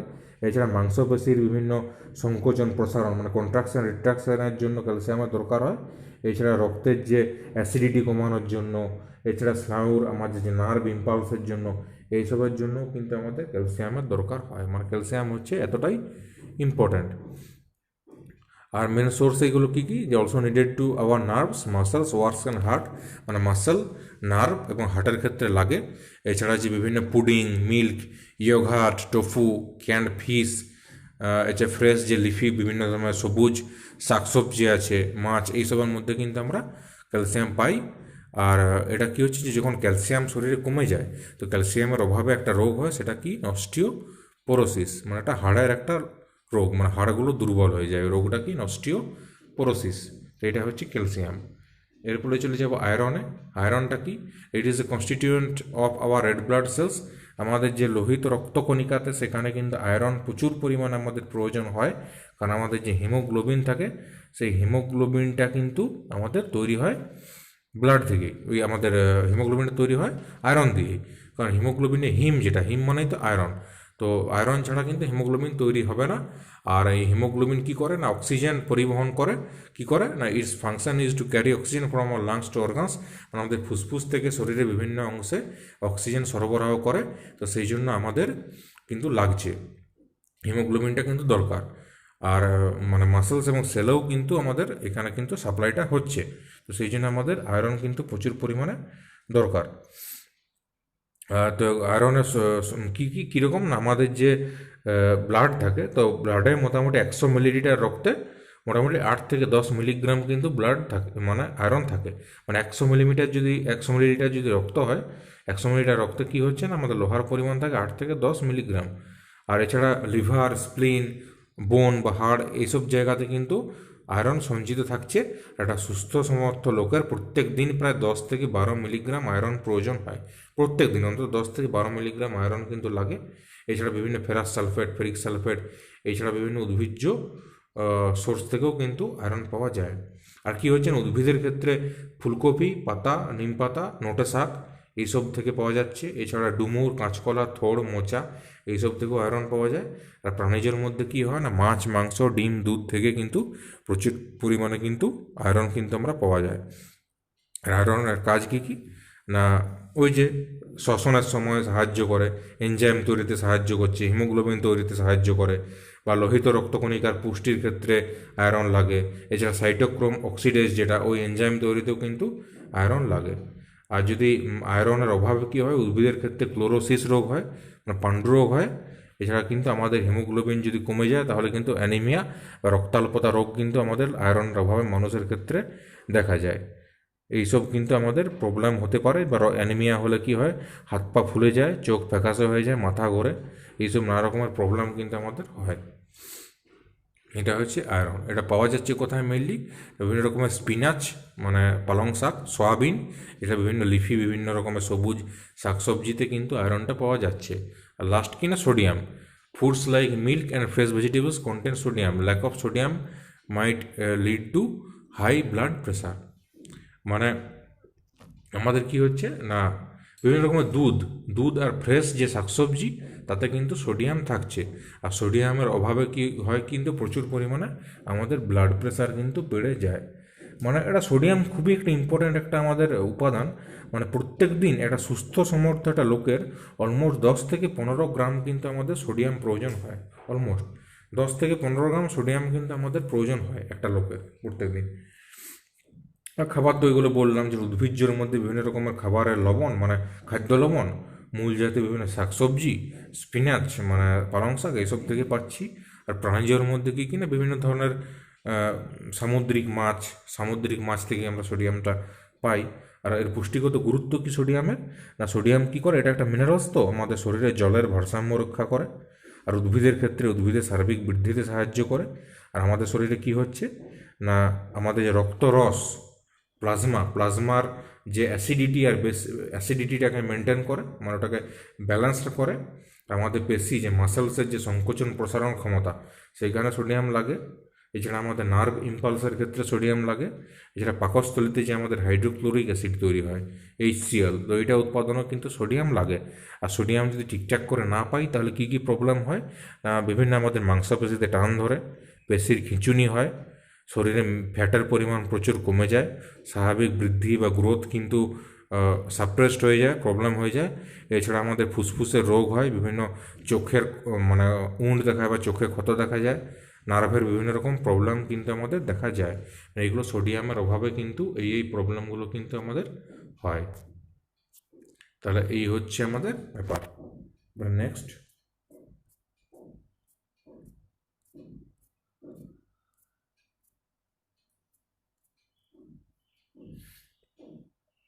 এই যে ফাংশন অফ নিউট্রিয়েন্টস, এইটাই লাস্ট টপিক আজকের। যে নিউট্রিয়েন্টসের সাধারণ কাজ কী কী, বা নিউট্রিয়েন্টসের সাধারণ কাজগুলো হলো the important functions of nutrients include, বা নিউট্রিয়েন্টসের প্রধান কাজগুলো হলো they are the main source of energy for the body. এই যে they are the main source of energy for the body, মানে শরীরের প্রধান এনার্জি সাপ্লাই পাই আমরা, প্রধান শক্তি পাই আমরা নিউট্রিয়েন্টস থেকেই। তারপর they help in building and repairing body tissues, মানে তারা নিউট্রিয়েন্টস কোথায় হেল্প করে, আমাদের বডি যে টিস্যু, বডির যে কলা কোষ আছে সেগুলো বিল্ডিং করতে, তৈরি করতে এবং রিপেয়ার করতে নিউট্রিয়েন্টস দরকার হয়। তারপরে increases the absorption of fat soluble vitamins, মানে এই যে বিভিন্ন ফ্যাট সলিউবল মানে স্নেহ ফ্যাটে দ্রবণীয় যে বিভিন্ন ভিটামিন আছে সেগুলো অ্যাবজর্পশানে হেল্প করছে। তারপরে helps in the synthesis of collagen এক ধরনের প্রোটিন ফাইবার, ওইটাকে সিনথেসিস বা তৈরি করতে, সিনথেসিসে কিন্তু আমাদের হেল্প করে নিউট্রিয়েন্টস। তারপরে provides proper structure to the blood vessels, bones and ligaments, মানে ব্লাড ভেসেলস মানে শিরা, ধমনী এইসব, এছাড়া বিভিন্ন হাড়, লিগামেন্টস, এইসবের কিন্তু প্রপার স্ট্রাকচার তৈরিতে কিন্তু নিউট্রিয়েন্টস হেল্প করে। এবং ফাইনালি লাস্টে they also help in maintaining the homeostasis of the body. Homeostasis মানে কি, মানে আমাদের শরীরের তাপীয় সাম্যাবস্থা, মানে প্রচুর ঠান্ডা আবহাওয়াতেও আমাদের শরীর গরম রাখে, আর আমাদের প্রচুর গরম টেম্পারেচারেও কিন্তু আমার শরীরকে ঠান্ডা রাখে। এটা কিন্তু একমাত্র আমরা পারি, মানে আমরা যে হোমিওথার্মিক প্রাণী, যারা আমরা ম্যামালস, স্তন্যপায়ী প্রাণী, হোমিওথার্মিক হই তো আমরা। আমরা কী করতে পারি, আমার শরীরের টেম্পারেচারকে ফিক্স করতে পারি, যেটা মাছ বা সাপ, উভচর সরীসৃপ এরা কিন্তু পারে না। মানে আমাদের মানুষের তাপমাত্রা বডির কি 98.4 ডিগ্রি ফারেনহাইট, মানে 98.4 ডিগ্রি ফারেনহাইট, এই টেম্পারেচারটাকে আমরা মেনটেন করতে পারি। তাতে ঠান্ডা শীতকাল হোক গ্রীষ্মকাল হোক, মোটামুটি আমরা এটাকে মেনটেন করতে পারি। তো এই হোমিওস্ট্যাসিসটা আমরা পারি, এটাকে নিউট্রিয়েন্টসে আমাদের হেল্প করে।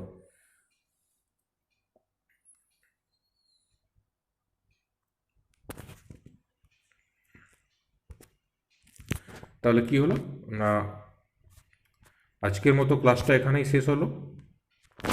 সবাইকে ধন্যবাদ। আর আশা করি কারো কোনো বুঝতে কোনো অসুবিধা হয়নি। তাও যদি কারো কোনো প্রবলেমস থাকে তো তোমরা সেটা অবশ্যই জানাবে।